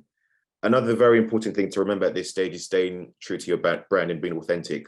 In the past, you've sort of seen a lot of brands sort of look to jump on the bandwagon. You see people talking about a certain topic and they think, right, how could we insert ourselves in these conversations whilst not having anything to sort of back up these conversations? And that never really goes down well. And an example of this could be, I would say, the conversations around sustainability. When you see brands looking to speak about, we're looking to do this for the environment, we do care about the environment, but when you do look internally and look at the work they're doing, they actually do cause a lot of harm to the environment. And I think that's when brands then get accused of greenwashing. And I just think at this stage, it's very important to stay true to your brand and be authentic in all the work you'll be doing from a PR perspective. And I just add to that from what Reggie said around, doing your research and looking around. I think, and I'm speaking from experience here as well, like having, worked on accounts or in-house or whatever, it's quite easy to just kind of only think about, the company you're working with and kind of get that tunnel vision. But what's really important is, taking time to step back and see what's happening in the wider world and using that, because it might not necessarily be what you're thinking about, but it can open up new opportunities and give you the chance to tap into something that's going on which could be relatable to your company. So very much think about what's going on in the world around you and really be attuned to what's happening in the news, what's happening culturally as well. They can offer up opportunities. I mean, in the past, some of the successful campaigns I've worked on have been riding the wave of something that's happening, be it a cultural moment, a news moment, and really using that to then being able to kind of bring your brand to the fore with something that wouldn't necessarily get that exposure from, but by tapping into what's topical, what's trending, what people are talking about, it then allows you a bit of permission to play in that space if you can have something that ties into that relevancy. Yeah, thank you. then sort of looking at some of the elements of good PR, one thing we've pulled out here is stakeholder management. Because I think in PR, before you get into the industry, this is not something you really learn a lot about, but it's a very important element of the work we're doing, and it's a very important aspect of our day-to-day lives. Because in PR, as a PR person, you're working in some cases with, you know, massive brands, and in other situations, you could be working with even smaller brands where you've got a founder who's created a product or service which they're really passionate about. So I think being able to manage those conversations and manage those relationships, because an example of this could be sometimes when you're working with some of these brands and they've got a story which they've come up with internally, which they think, you know, is the most exciting story in the world, but you've been tapped into the media landscape and understanding what journalists want, you might look at the story and say, right, I don't think this is the right time to tell this story. So being able to provide that consultancy as a PR person to these, you know, to these stakeholders you'd be working with, whether that's a massive brand or whether that's a small startup, being able to, you know, manage expectations and also work within your role to help them understand how you could work with them to create the campaigns they want to get the best results. Another element of this is also proactive and reactive approach. Proactive approach is sort of more forward looking, sort of looking ahead to see what are the opportunities coming up for us, what conversations could we have in a few months. And I think when you look at the calendar, things like, you know, Black Friday, things like the holiday season, if you have clients within those space, sort of planning ahead and doing all that legwork ahead of time would help you get caught through within those moments. And I think in that same breath, there's also, you know, the stuff around doing a reactive approach, and that sometimes it could be an announcement that's gone out recently and you think there's an opportunity to have some conversations around it, and it's an opportunity for you to insert your client's voice within those conversations, or looking at those opportunities and making sure you're maximizing the most of those opportunities when they do come around. Another element of good PR is also relationship building. Relationship building is very important because I think this goes firstly within your agency, building a relationship with the team and being able to be respected within your agency, and also with journalists as well. This is a very important element of PR because journalists receive loads of emails every day, but being able to sort of build those relationships, go out to meet those journalists in person, so that they're able to put a face to the name. So when you do send an email or you do make a phone call, they're able to identify and know who you are, know what you're presenting from. And I think, again, when you have those relationships in place with those journalists, it could help you get the best results for the clients and deliver those pieces of coverage you'll be looking to land. And I think also another important element is clarity, relevance, and creativity. It's always important to ensure the messages you're looking to communicate are very clear and they are relevant to the audience you'll be looking to communicate with. And creativity again helps you get cut through in those sort of more difficult publications and raise, you know, higher levels of awareness about the topic you're looking to speak about. So what does good PR look like? We've put together a few examples of some previous PR campaigns, which I think kind of highlights a good approach to PR campaigns from, you know, a planning perspective and also from an impact perspective, which I'm just going to touch on briefly. The first one we've pulled out is a campaign from Netflix and suicide prevention charity Calm, where they sort of tapped into the show Afterlife, and sort of what they did was they placed benches across different locations in the UK, and all these benches had a message which was "Hope is everything." And on these benches as well, they also had a barcode which people could scan to access the resources from Calm. And I think this is a very good example of how to not only raise awareness, but also create a sort of lasting legacy, you know, having these benches in place all across the UK for people to be able to access those resources. I think this was a very good example of, you know, creating that lasting legacy. Another one we've pulled out, this is from, you know, a couple of years ago now. I think most people would have seen this. This is from sort of Weetabix and Heinz, where they sort of placed baked beans over the cereal. And as this went out, a lot of other brands got involved in the conversation. And I think with this one, the reason it worked particularly well was obviously the humor element to it, and also the debatability, which most people wanted to get involved in the conversation. And I think this is also a really good example of a good PR campaign. And this is one from slightly before that. This is one from Uber around the pandemic, or thanking people for not riding. And normally with brands, it's not really common to find brands thanking people for not using their services. But I think Uber here recognized the importance of playing their part in encouraging people to stay home in the fight against, you know, the COVID virus. And I think along with the campaign itself, they were also donating 10 million free rides to healthcare workers and also vulnerable people. So I think, again, it's a good example of being true to yourself and being authentic, and then tapping into those key moments across the year. And the final good campaign we've pulled out is one from Cadbury and the National Deaf Children's Society. And I think this campaign was aimed at encouraging more people to talk in British Sign Language. And I think this, again, is a good example of working with influencers and finding the right people to align with your brand and finding the right people to help tell that story. This campaign used a previous contestant from Love Island, who was also the first deaf contestant on the show. And I think having this as one of the the space before the conversation, one of the voices of the conversation of the campaign worked really well in terms of getting cut through and raising a higher level of awareness. So we've touched on some of the good campaigns, and I also think it'd be worth sort of looking at some campaigns which have not been so great.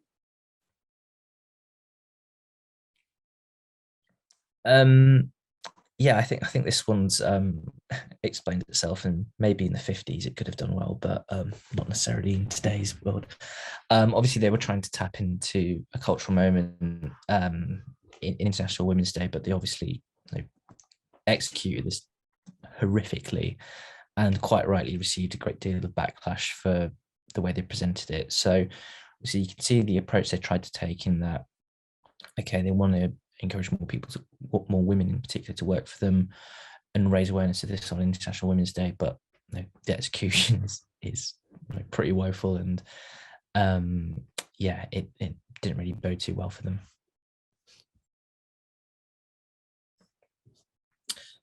So this next one, you may have recognized the brand. They tend to be a bit more angsty in what they do. They've received a bit of backlash for how they kind of treated some of their employees and getting interns to basically go out and in a way make fools of themselves, which has been quite bad. And then most recently they've been using live animals, which people have questioned and feel it's quite exploitative and harsh just to serve a kind of crude marketing campaign. So obviously there was a bit of backlash there. There's an editor there from a plant-based publication. So not only the public but media had a bit of a backlash against this as well, and that's obviously not going to bode well for that brand's reputation. And this other one, excuse me.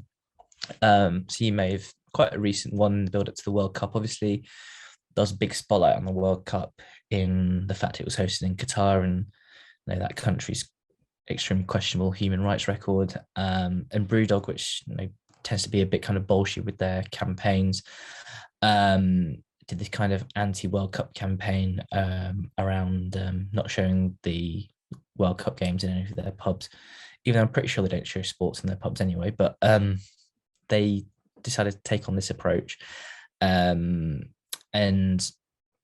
they show how anti they were of the Qatari regime and so on. But incidentally, some journalists did some digging and found out that actually Brewdog had an exclusive agreement with the Qatari government to distribute alcohol in their country, which is quite strictly regulated given it's a Muslim country and people don't drink. So yeah, they obviously tried to ride the tide of backlash against the World Cup and where it was hosted, but ultimately they didn't have their own house in order, so they're opening themselves up to be accused of being hypocrites in that regard. And again, it gave the brand a fair bit of a backlash for this campaign. And then we also have this example from Eon. Obviously, there's been a lot made about the cost of living crisis and the energy crisis and how that's been impacting people. Obviously, the energy companies have been facing accusations of ripping customers off and leaving many people quite sadly unable to afford heating when it's been quite cold. And basically, Eon, which is a massive energy company, decided to send people socks as a way to keep warm, which, yeah, it's just, again, misreading the whole situation and painting them to be kind of ignorant to what's going on and kind of unaware of how people were actually genuinely suffering as a result of these astronomical prices they were facing.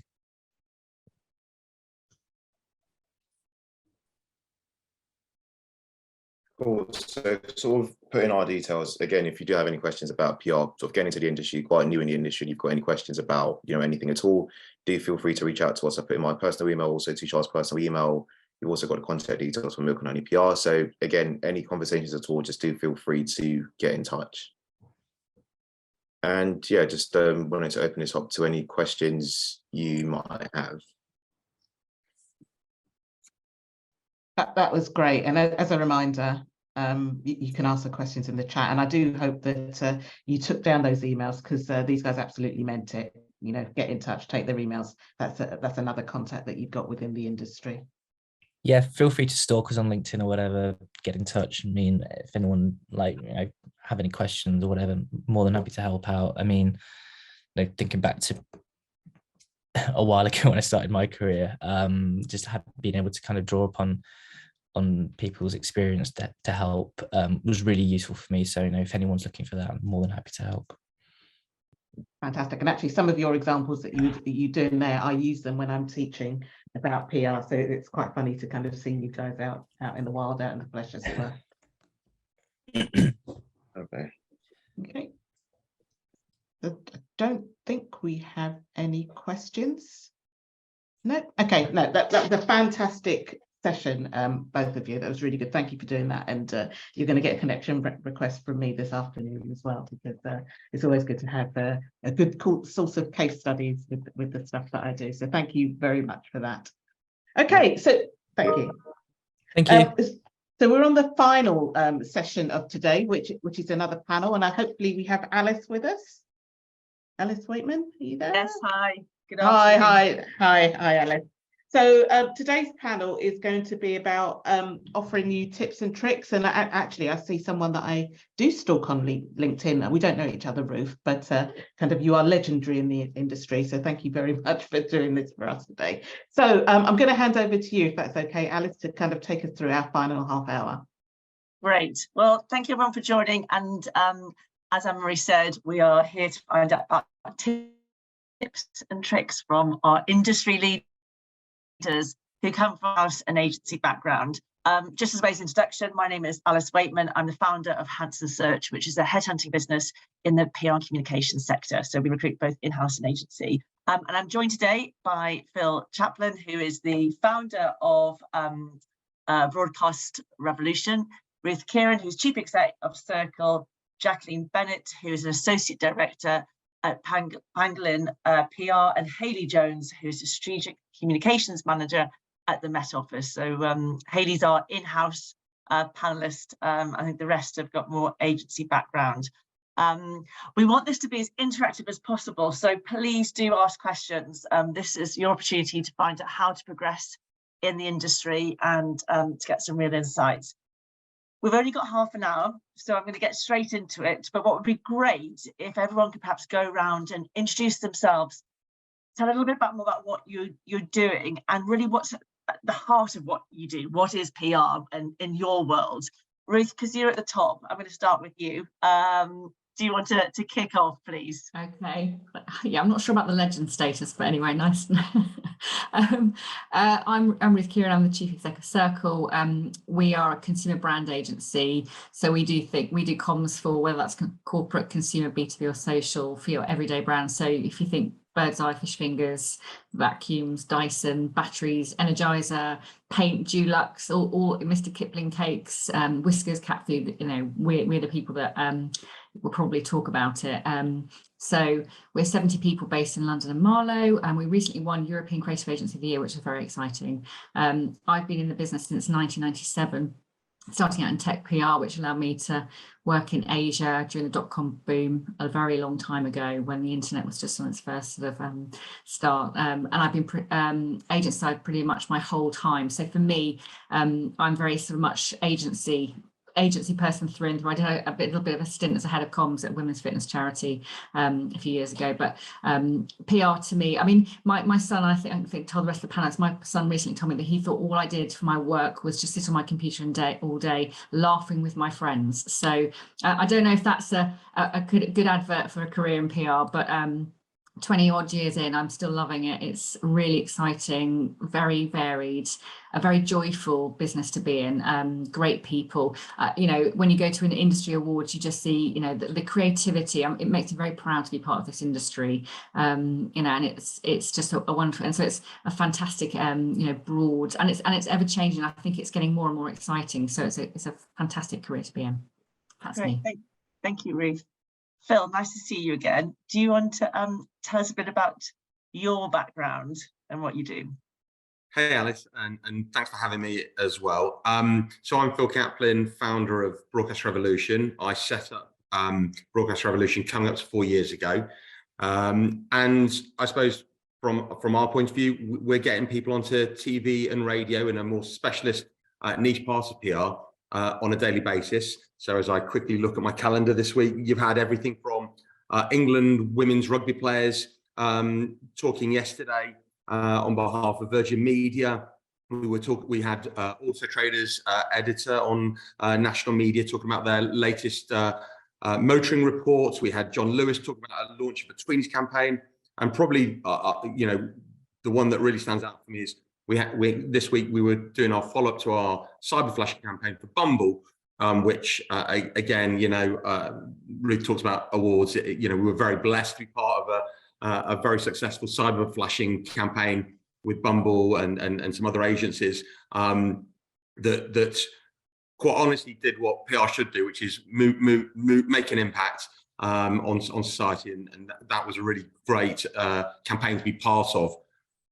I totally agree with everything Ruth says as far as careers in PR goes. It's great, it's fun, even for old farts like me. I still love it. Now I'm just surrounded by a lot of young people, and that keeps the energy levels up. And it's varied. The joy for me is that I'm a broadcast expert, so I work across healthcare, finance, corporate, consumer, public effect, everything, because at the heart of it, it's what broadcast can do to develop campaigns. Great, thanks so much, Phil. Jacqueline, do you want to tell us a bit about your background? Yeah, sure. Hi. So you may be able to tell from my accent that I am Canadian. So I'm from across the pond originally, but I've been in the UK for just over 7 years now, which time has flown. I'm an associate director at Pangolin, as mentioned. We are sort of similarly sort of in Ruth's world in sort of consumer space. So again, we work across a lot of FMCG brands, those big household names. PepsiCo is a big client of ours, and we work across Pepsi, Gatorade, Rockstar Energy Drink, a lot of the fun stuff there. So we do a lot of, as the guys have sort of said already, in the agency world, no day is the same. So we just came from a big event last night with our clients at Under Armour with Anthony Joshua. So one day it might be events, one day you might be selling in a story. And I think that's sort of what has really kept me within the industry for, all of these years. I think just being able to be creative, having, as I say, no day is the same, and kind of looking at how we tell stories in different ways. Yeah, that's me. Great, thank you so much for that. And Hayley, I want to chat a bit about your background, and maybe also tell us a little bit about what it's like working in-house, because you are sort of in-house panelists. That'd be great to hear about that. Yeah, great. Thanks, Alice. Hi, everybody. Really nice to be here. So as Alice says, I'm in an in-house communications team, and I've always worked in-house or running my own business. And so probably quite a different experience to everybody else on the panel. So I work at the Met Office at the moment. So I've been there for about 8 years, but I've been in communications and PR for over 20 years as well. So I echo everything the other panelists have said about it being a really varied, creative, exciting place to be in terms of the profession. I guess the in-house side of things perhaps is different. I haven't worked in an agency, so I can't compare directly, but from my take on it, I guess, would be it's working in a slightly different way. It's really focusing in on something. So the Met Office, you'll know us probably for the weather forecast, but we also are a climate research organisation. So, you're kind of really focusing in on that particular industry, whatever that is, which helps really develop expertise in that, I think, in terms of that field, as well as within the sort of comms profession. And for me, I think working where I do now, compared to perhaps some of my previous work, it's something that I'm able to feel passionate about, and that's really feels worthwhile, which is what I also love about it, as well as all that variety and all those different aspects of communications and PR. So I think that's probably it from me for now. I'm sure more will come up on that in-house side of things as we go through. But yeah, really great to be here. Great, thank you so much for that. So I mean, there's lots of different facets to the whole world of comms. So let's sort of keep on that environment piece first of all, the agency versus in-house, because I think that's a big decision people often have to make when starting out. Do they go agency? Do they go in-house? Ruth, I know you haven't had the in-house experience, but you've had an extensive career in agency. What would you recommend about agency world and starting? And is that a good place to start for people looking to develop their career? I think so. I think one of the good things is just if you're starting out, one of the things that we like to do at Circle is, if you come in as an intern or apprentice or a grad, sort of rotating through the different parts of the business, because often you don't quite know what you're good at. You don't know what, it's very difficult to start out, you might be told, but the great thing about this sector is that there are lots of different routes in which you can head off into. And so that might be consumer comms, or it might be corporate comms, or social media, or more of the data analytics strategy side of things. And actually, I think that's really important to sort of, I think from an agency point of view, there's possibly a bit more variety and a few more options to move around within an organization. So we're very open when people start to kind of, someone might start in corporate and it might be okay, but they might just really fancy a bit of consumer comms or social and digital. And I think agencies are, I think possibly, and Hayley might correct me, a bit more flexible about how they can move people around a business. So if you're not sure, it's just good to get a bit of a variety and try a lot of different things, because some people surprise themselves and they think they're going to go into consumer PR and love it, and they might not. They might actually really like the kind of more meaty corporate, I don't know, wherever. But you need to have a think about what floats your boat more broadly in life, what you're interested in, and try things out. And life is long, your career is long, you'll probably do all sorts of things. So there is no harm in starting off somewhere and then ending up somewhere else. So I think it's just being open-minded to kind of lots of possibilities. Great, thank you. Hayley, what's your thoughts about starting in-house? Yeah, so I guess, again, I haven't worked in an agency, but I think Ruth's point is really well made there about perhaps there's opportunities to move around. And I think probably perhaps that's more available in an agency, but I think also it's about the organisation more generally. And it kind of makes me think about the fact that when you're looking at your career, whether that's in-house or agency side, is thinking about what opportunities you would like and what the organisations can offer you. Are they a company? And sometimes this might be slightly down to size, but not always. Are they a company that will offer you those opportunities? Have they got a culture of constant learning? Have they got a culture where they want to grow new talent? And I think, if you're going for a job, don't be afraid to ask those kind of questions. Is this right for me? And if one of those things is you really want to kind of find out where your niche is, then make sure that you're seeing if those opportunities are available. And I think the other thing, that sort of opportunity to move around will vary from company to company and organisation to organisation. And, I'm in the public sector now. I have worked in the private sector before.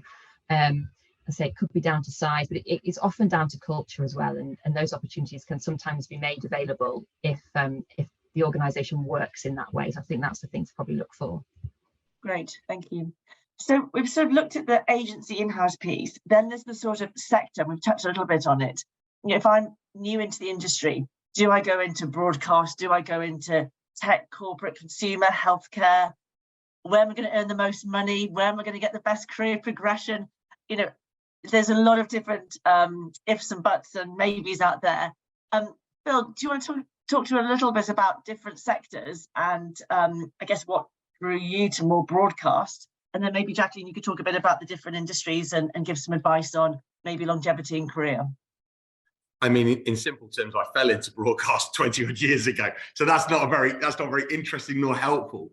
But I think you're absolutely right. I think different agencies with the different specialisms arguably have slightly different cultures, and I think the advice would be, if you're new to the industry, work experience, looking at the types of cultures and type of work they do, without being over the top stereotypical, which I'm about to clearly be, there's a corporate environment, the way one dresses, the type of clients you're dealing with at times, there is that natural feel of a more formal process, whereas consumer is a bit more, it's not about the work being more relaxed, but environmentally it's going to be a bit more relaxed.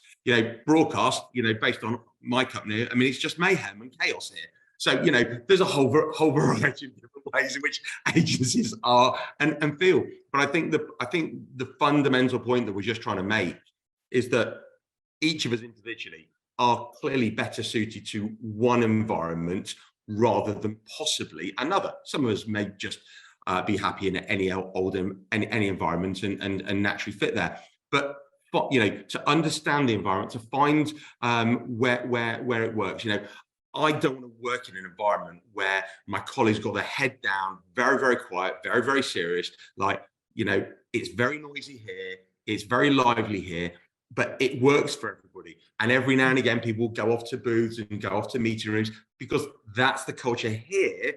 And people can have a bit of the quiet and a lot of the noisy, but it's got to be right for you.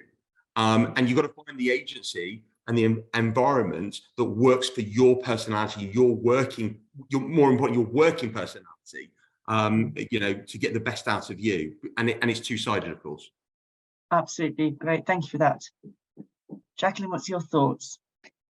Yeah, I think also the biggest sort of factor or something to maybe just think about is if you want to sort of focus in on a certain area or industry, what are your thoughts about that industry as a whole? Are you interested in it? Are you reading about it? If you want to go into tech, let's say, because, tech pays well, I'm guessing, I'm making an assumption, but largely across the board, tech pays well. But, are you interested in sort of the latest? Are you up on what's happening in AI? Have you been reading about the Silicon Valley layoffs? So it's going to be a large part of your day. You're going to be sort of, that champion, as Haley was saying, about working in-house. You are so focused on, that area, that remit, that vertical. So if you want to be a specialist, I think just making sure that that is sort of the area that is interesting to you. That said, of course, as the other panelists have mentioned, just because you start in one area doesn't mean that that's your life forever and ever. I think there's always ways to take your skills and sort of, cross over. Maybe you start in a bit of corporate and you think, as Phil was saying, this isn't really for me. I kind of want to be more on the fun brand side of things. I think as long as you can sort of use those skills and leverage those, there's definitely areas of cross-contamination, so to speak. So it's just about, I think, just finding what really resonates with you and what you're sort of excited to get out of bed and do every day, really. Absolutely. And at a junior level, that's much easier to do, isn't it? You can move around much more and get that experience for sure before you start specializing later on, and it's a bit harder to make the jump. Ruth, it'd be great to find out from your side. We touched a little bit on it earlier on. There's, PR has evolved so much, and the skill sets evolved so much in the industry. We mentioned some strategists and analysts, and what type of person do you think best suits getting into the industry, or is there no longer a type? I mean, I want to say there's no longer a type, because my dad recommended that I should go into PR because I chatted a lot, and that seemed to be the only prerequisite for a career in PR in the 90s, that I could talk a lot and I was good at writing. And I think in those days you wrote press releases and you were on the phones constantly to journalists selling in, and that was kind of, and you had to be very, probably an extrovert. But it really has evolved, and I think we've moved much more into the kind of part of my career was working in advertising very early on, and the structure of how an advertising agency is structured is whereas in PR it used to be you thought of the strategy, you did the the implementation, you did everything, one person, whereas now we're much more kind of it's been separated out. So types of people, I just don't think you have to be a type of person. It might be that some things are more tricky for a certain individual. If you're a shy and more introverted person, then doing kind of more of the kind of face-to-face, I don't know, event management or that kind of thing could not work. But in general, I think if you've got, I think it's more about work ethic, energy, enthusiasm, sort of tenacity, and a genuine sort of love of this type of world and communications. And I think, you know, the point around, as Jacqueline said about, you know, are you reading up on these things? If you genuinely like this stuff, if you're genuinely interested, you won't feel like you're working because you're genuinely interested in it. And I think that's important. I think, you know, things like being organised always helps, you know, and sort of having energy and pace is in this industry, because it is a fast moving, you know, it is not a dull place to work. You know, it isn't, you know, I don't know, I've never been an accountant, but I can imagine it's a very different sort of work style to being an accountant, you know, where you head down in a quiet place. So but in general, you know, I don't think you have to be a different type of person. I've rambled there hideously. No, that's great, because it is, I mean, you know, when I started headhunting in PR 20 years ago, it was very different to how businesses now pitch themselves. You know, some businesses pitch themselves as almost management consultancies or change management advisors or employee, you know, the rise of the whole employee engagement piece. So there's two product PR, so it is so varied. And the world of public affairs, which obviously falls under comms, you know, if you're interested in politics, well, that's a sort of a prerequisite really, because you're going to be at the cut and thrust of Westminster. So it is very broad and varied. And I think there is less sort of stereotypes, and actually the industry have they've had a real hunger to get different types of people, sorry, into the industry, because obviously you're representing, you know, the country, so that they want different backgrounds and types and thinking and thought. And that is really, really important, particularly in kind of consumer comms, is in making sure that the teams are not made up of a homogenous mass of very similar people, making sure that you know, you've got people from all walks of life, every different perspective, because we are trying to communicate often to the general public. And so it's really important you've got that diversity of thought as well. Yeah, absolutely. So in terms of career progression, what is the sort of the long-term career progression? Maybe we can start with the in-house side, and then we can talk agency versus freelancing and running your own business even. Hayley, do you want to talk a bit about sort of how you progress in-house? Yeah, so I think there's different ways, to be honest. So my personal experience was I kind of ended up getting into communications almost by accident. I'm a linguist. I studied languages at university, so I didn't necessarily intend to go down a communications route, although clearly using communication skills with languages. And so for me, it was all about learning on the job and then kind of working my way up through, as I've said, sort of different organizations. I think increasingly, so at the Met Office, for example, we have communications apprentices that we've started having over the last few years, who then have opportunities to kind of move up through different levels of the communications profession. And those roles, similar roles at least, are available both in kind of communications and PR, and also more specialist content creator type roles as well. And so I think it's sometimes it's just about finding those opportunities, and you might be able to do that with within one organization, or you might need to move around. And I think neither of those are a bad thing. I think the thing to think about at this stage is, as we've just talked about, you know, try and find your niche, try and find where you kind of fit, and take those opportunities to try different things if you can. And then once you kind of feel like you're on a little bit more of a path in the right direction, take any and every opportunity you can to learn things that will help you to progress. So that might not be a new role always, but it might be taking on a different project. It might be joining a multi-skilled team to do something. It might be doing a secondment for a short while. So try and find those opportunities, and all of that is just brilliant for then when those sort of next step up the career ladder, if you like, opportunities come your way, you're in a really good position then to show what you're made of. And I totally agree with everything that's been said about, you know, there's no one type of person that can work in PR communications, but if you can get the right sort of skills under your belt and have the right attitudes and motivation and enthusiasm, there's no reason why you can't go far. And yeah, that's it really. I think just find every opportunity you can to learn, to move forward, whatever that means for you. And Hayley, would you say that you've seen how actually the role of comms in-house has changed in terms of its importance? You know, with sort of they really are the ear to the CEO now, and I'd say 20 years ago it was sort of marketing was king, and now it's sort of actually the role of how to communicate internally and externally, CEOs are really valuing that advice that they're given. So there's a real sort of C-suite progression for your career. Yeah, definitely. And I think there's a recognition that that what we can actually do in communications is support the wider organizational objectives. So we can, you know, look at what the organization is trying to achieve in a particular area. So how can communications help with it? We can't do everything. There'll be things that have to be done by different parts of the organization, but that actually communications can be a really powerful tool for helping push through, whether that's, as you say, internal or external communications, both of which we do in our team. And I think there's a definite increased recognition. We're not just kind of on the sideline, occasionally having to talk to the media, and it's really important. I think that's something else to think about if you're going for an in-house type role, and you can do a bit of sort of desktop research if you're looking at organisations. You know, what does their communications look like? Can you see that they're really a core part of the business? But I think that is increasingly the case, certainly in my experience. Great, thank you. Phil, you now running your own business, you know, so you're in the agency world. Is that the natural progression to sort of launch your own company? Or what routes would you take as an agency person?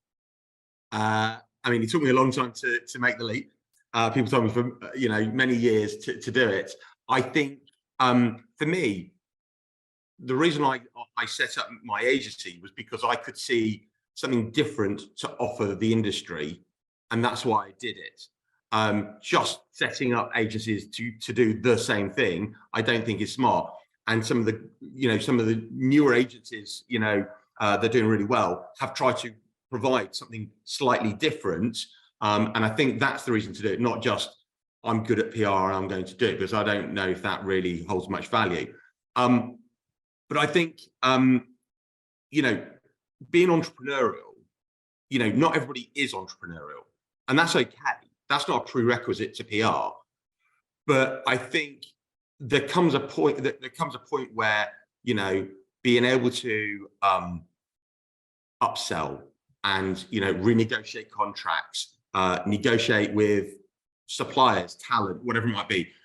There is an element of entrepreneurial ability and flair that if you're okay at it and you can get by, well, I'm sure that's okay and you'll get by. But if you're good at it, as somebody that, you know, has that entrepreneurial flair and always understood the commercial side of it, you know, and I'm blessed, I've got a very young team, and I try to, for some reason, protect them from the commercial side of the business, which might sound odd, but I've got them literally, you know, emailing me, calling me all the time saying, I want to understand how to be better at this and do more of this. And I start by saying, you're already doing it, but you don't realize it because it's just something natural, and therefore probably something natural in my recruitment process that I'm not deliberately trying to find, but I just naturally find it. And I think that's a really good quality to have. And if I might also just go back to a previous question, one thing that I also think is really important in PR is common sense. And, you know, I don't think, you know, you need to go to Oxford and Cambridge to go into PR, but I think if you can listen to a brief or listen to what a client says and go, something doesn't feel right about that, to be inquisitive, to ask questions, to challenge in a polite, respectful manner, and to go, maybe this isn't right because it doesn't sound right and it doesn't feel right. Probably it's because it's not right. And by reacting in a really professional, consultative way, whether you're an account exec or a founder, it doesn't matter. These are traits that I certainly get my team to do from the most junior level, but you have to have the confidence to do that. But I think it's a really important quality.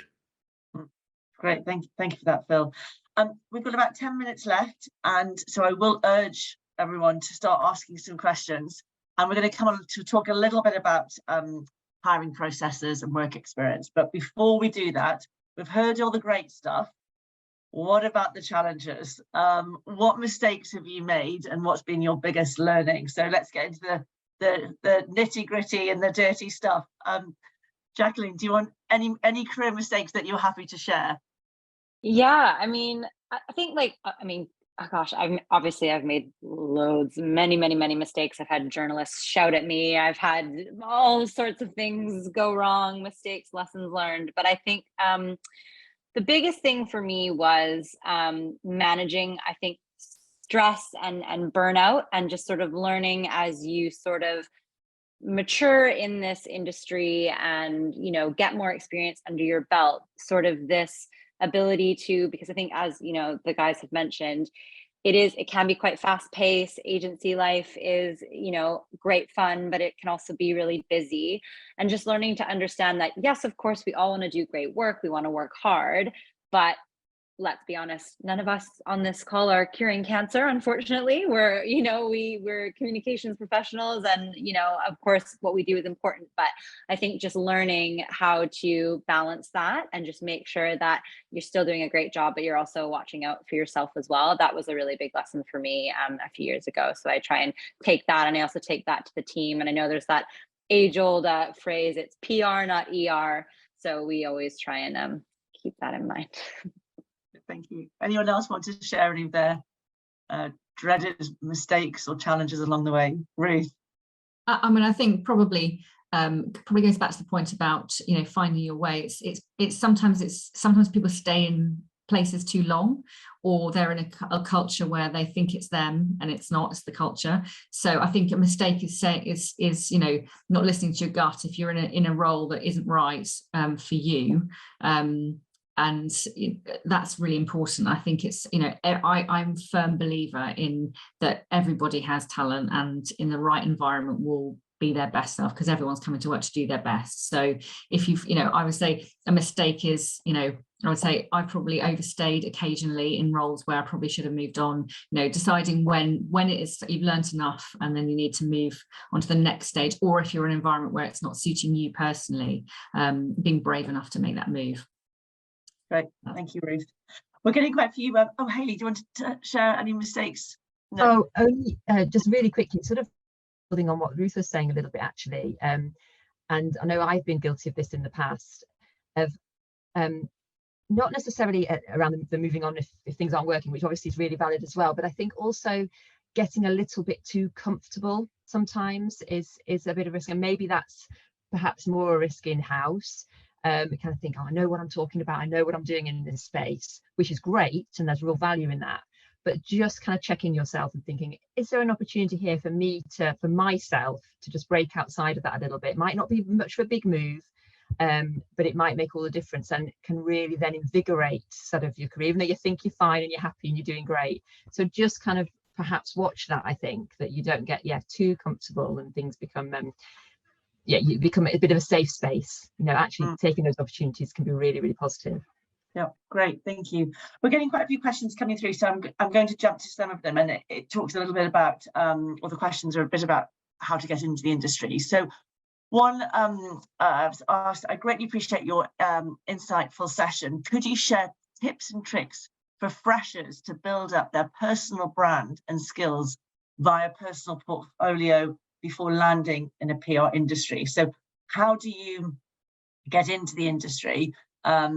We can include how to get some work experience in there as well. So how do people start building up their personal profile and getting the right skills before landing into the PR industry? So, you know, people are currently at university. Any advice?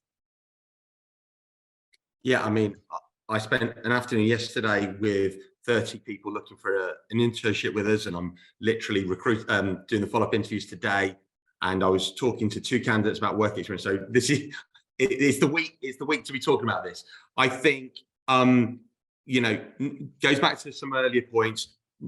Have an idea of the sorts of things you'd like to explore and get into, even if you don't know it's corporate affairs or consumer, whatever it might be. But have an idea. But most importantly, do your homework.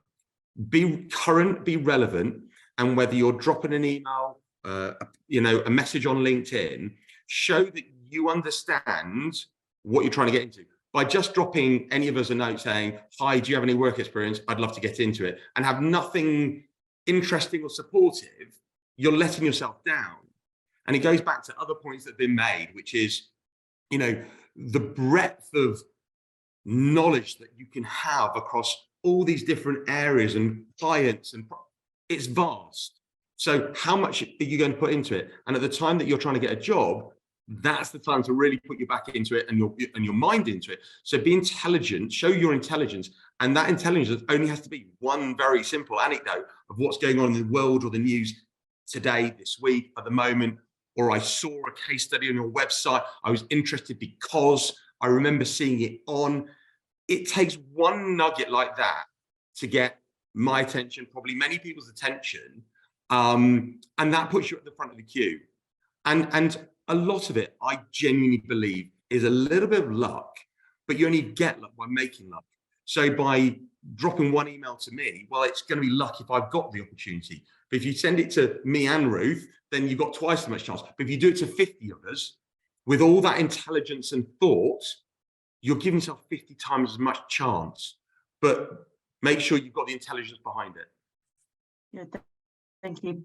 One question has come through about if you don't come from this country and you're looking to get into the UK, into PR, you know, how is it possible? And maybe Jacqueline, you can help on that. This particular individual comes from Vietnam, has only worked in Vietnam before, but really wants to get into the PR industry in the UK.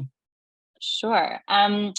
Yeah, so I mean, when I moved over, I had already been, you know, working within the industry in Canada for about 5-6 years at that point. So I kind of had a bit of experience, kind of had the basics down. But the biggest thing was obviously coming over to a new culture, a new media landscape.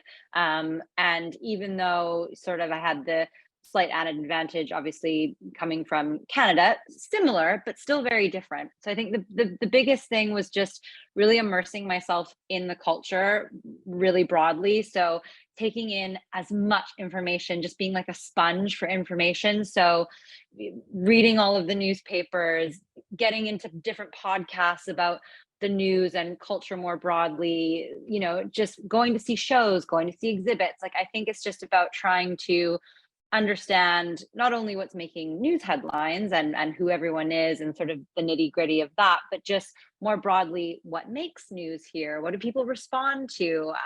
What sort of the big passion points with people more broadly? So yeah, just really trying to be a sponge for information, I would say, across lots of different sectors and culture would be really advantageous. Good, thank you. Someone's asked about if they've got skills from a different industry and they want to get into PR, but don't want to start right at the bottom. Is it possible? Ruth, have you seen people coming from different industries and joining your agency? Yeah, I mean, we have seen it and it has been done. I suppose it's just been trying to demonstrate what those skills are and why there's a sort of segue into the difficulty is, I think, in terms of depending on the role that you're after and what you've done before, you can't really, agencies aren't particularly will be concerned about whether or not you've got the expertise to, for example, if you're going as an account manager, you've got to be managing more junior team members to deliver a campaign. So therefore you're going to need to know how, you know, you're going to be a role model and managing other people to do that job. Now, if you've not had that experience, that is hard. However, if you do start, it might be able to take a couple of steps back, but if you demonstrate those transferable skills, often people go very, very quickly through the ranks. And I've seen that done more. So it might be that you just have to take a little step back to demonstrate. You might have all those skills and the foundations there, but sometimes there's some technical things and, you know, understand that you just possibly won't know. And if you've got a team relying on you and juniors relying on you, often that can be quite tricky. So certainly from an agency perspective, I would say it might be that you have to take a couple of steps back and then prove yourself. It doesn't take long in agencies because agencies are always trying to promote, sell your time for more, you know, more money. Ultimately, if you're, you know, that's what people want. You want people to progress. So that's my advice. Great, thank you. Another question just come in. What happens if English is not your first language?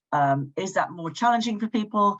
I don't know what anyone's thoughts are on that. If anyone's had any experience of hiring anyone whose English is not their first language?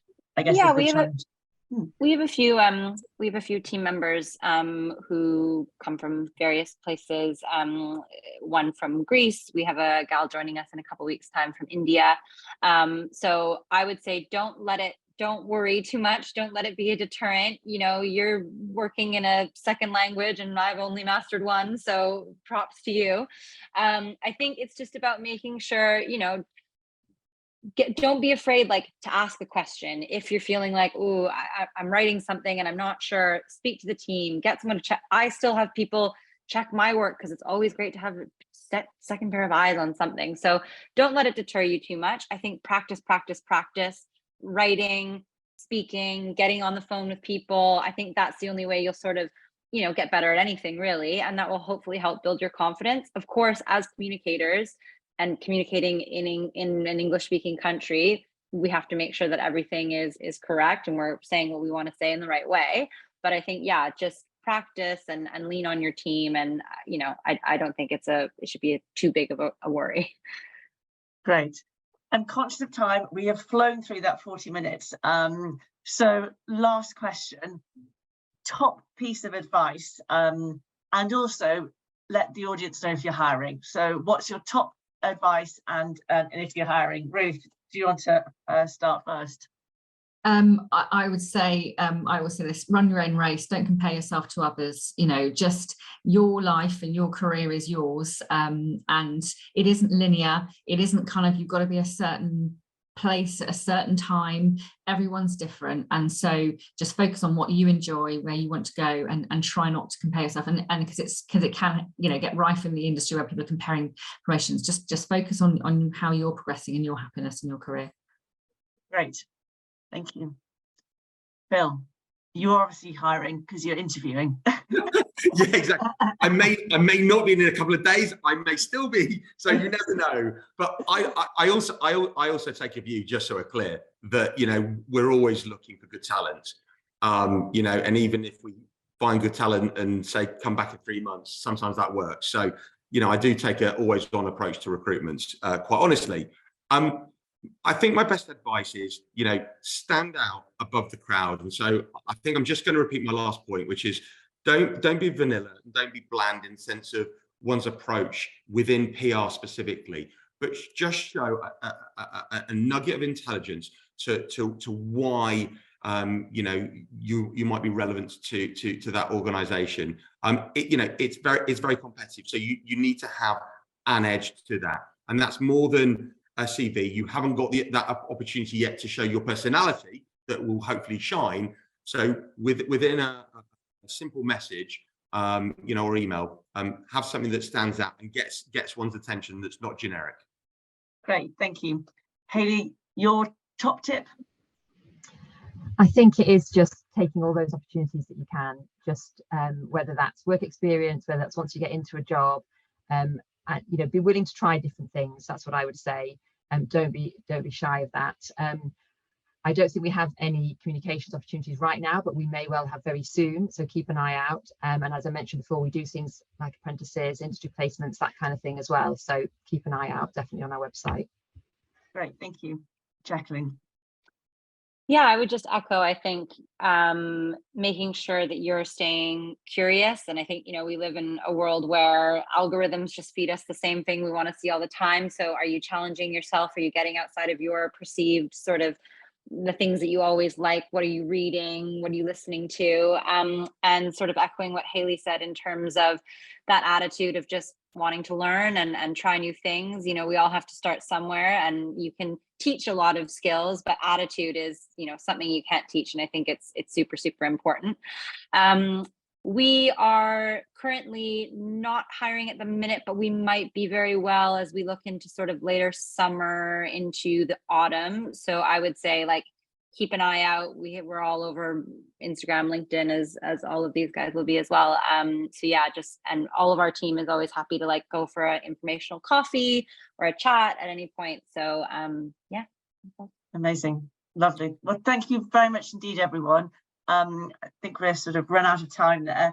I would say we actually hire at a senior level, so we recruit mid to senior, so probably not this target audience, but we do hear of junior jobs that come through. So if you want some advice, our team are always happy to point you in directions or give you some tips and advice on CV. So do drop me a line, and I'm more than happy to make those introductions.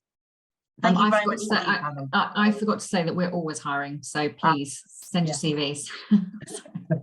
and guys, you know, do take advantage of that. We're not just saying that because we're on the panel. The team absolutely mean it. So thank you so much, everyone. So Alice, Phil, Hayley, Jacqueline and Ruth, that was a really inspiring session, actually. And if I've had it inspiring, I'm sure the team will as well.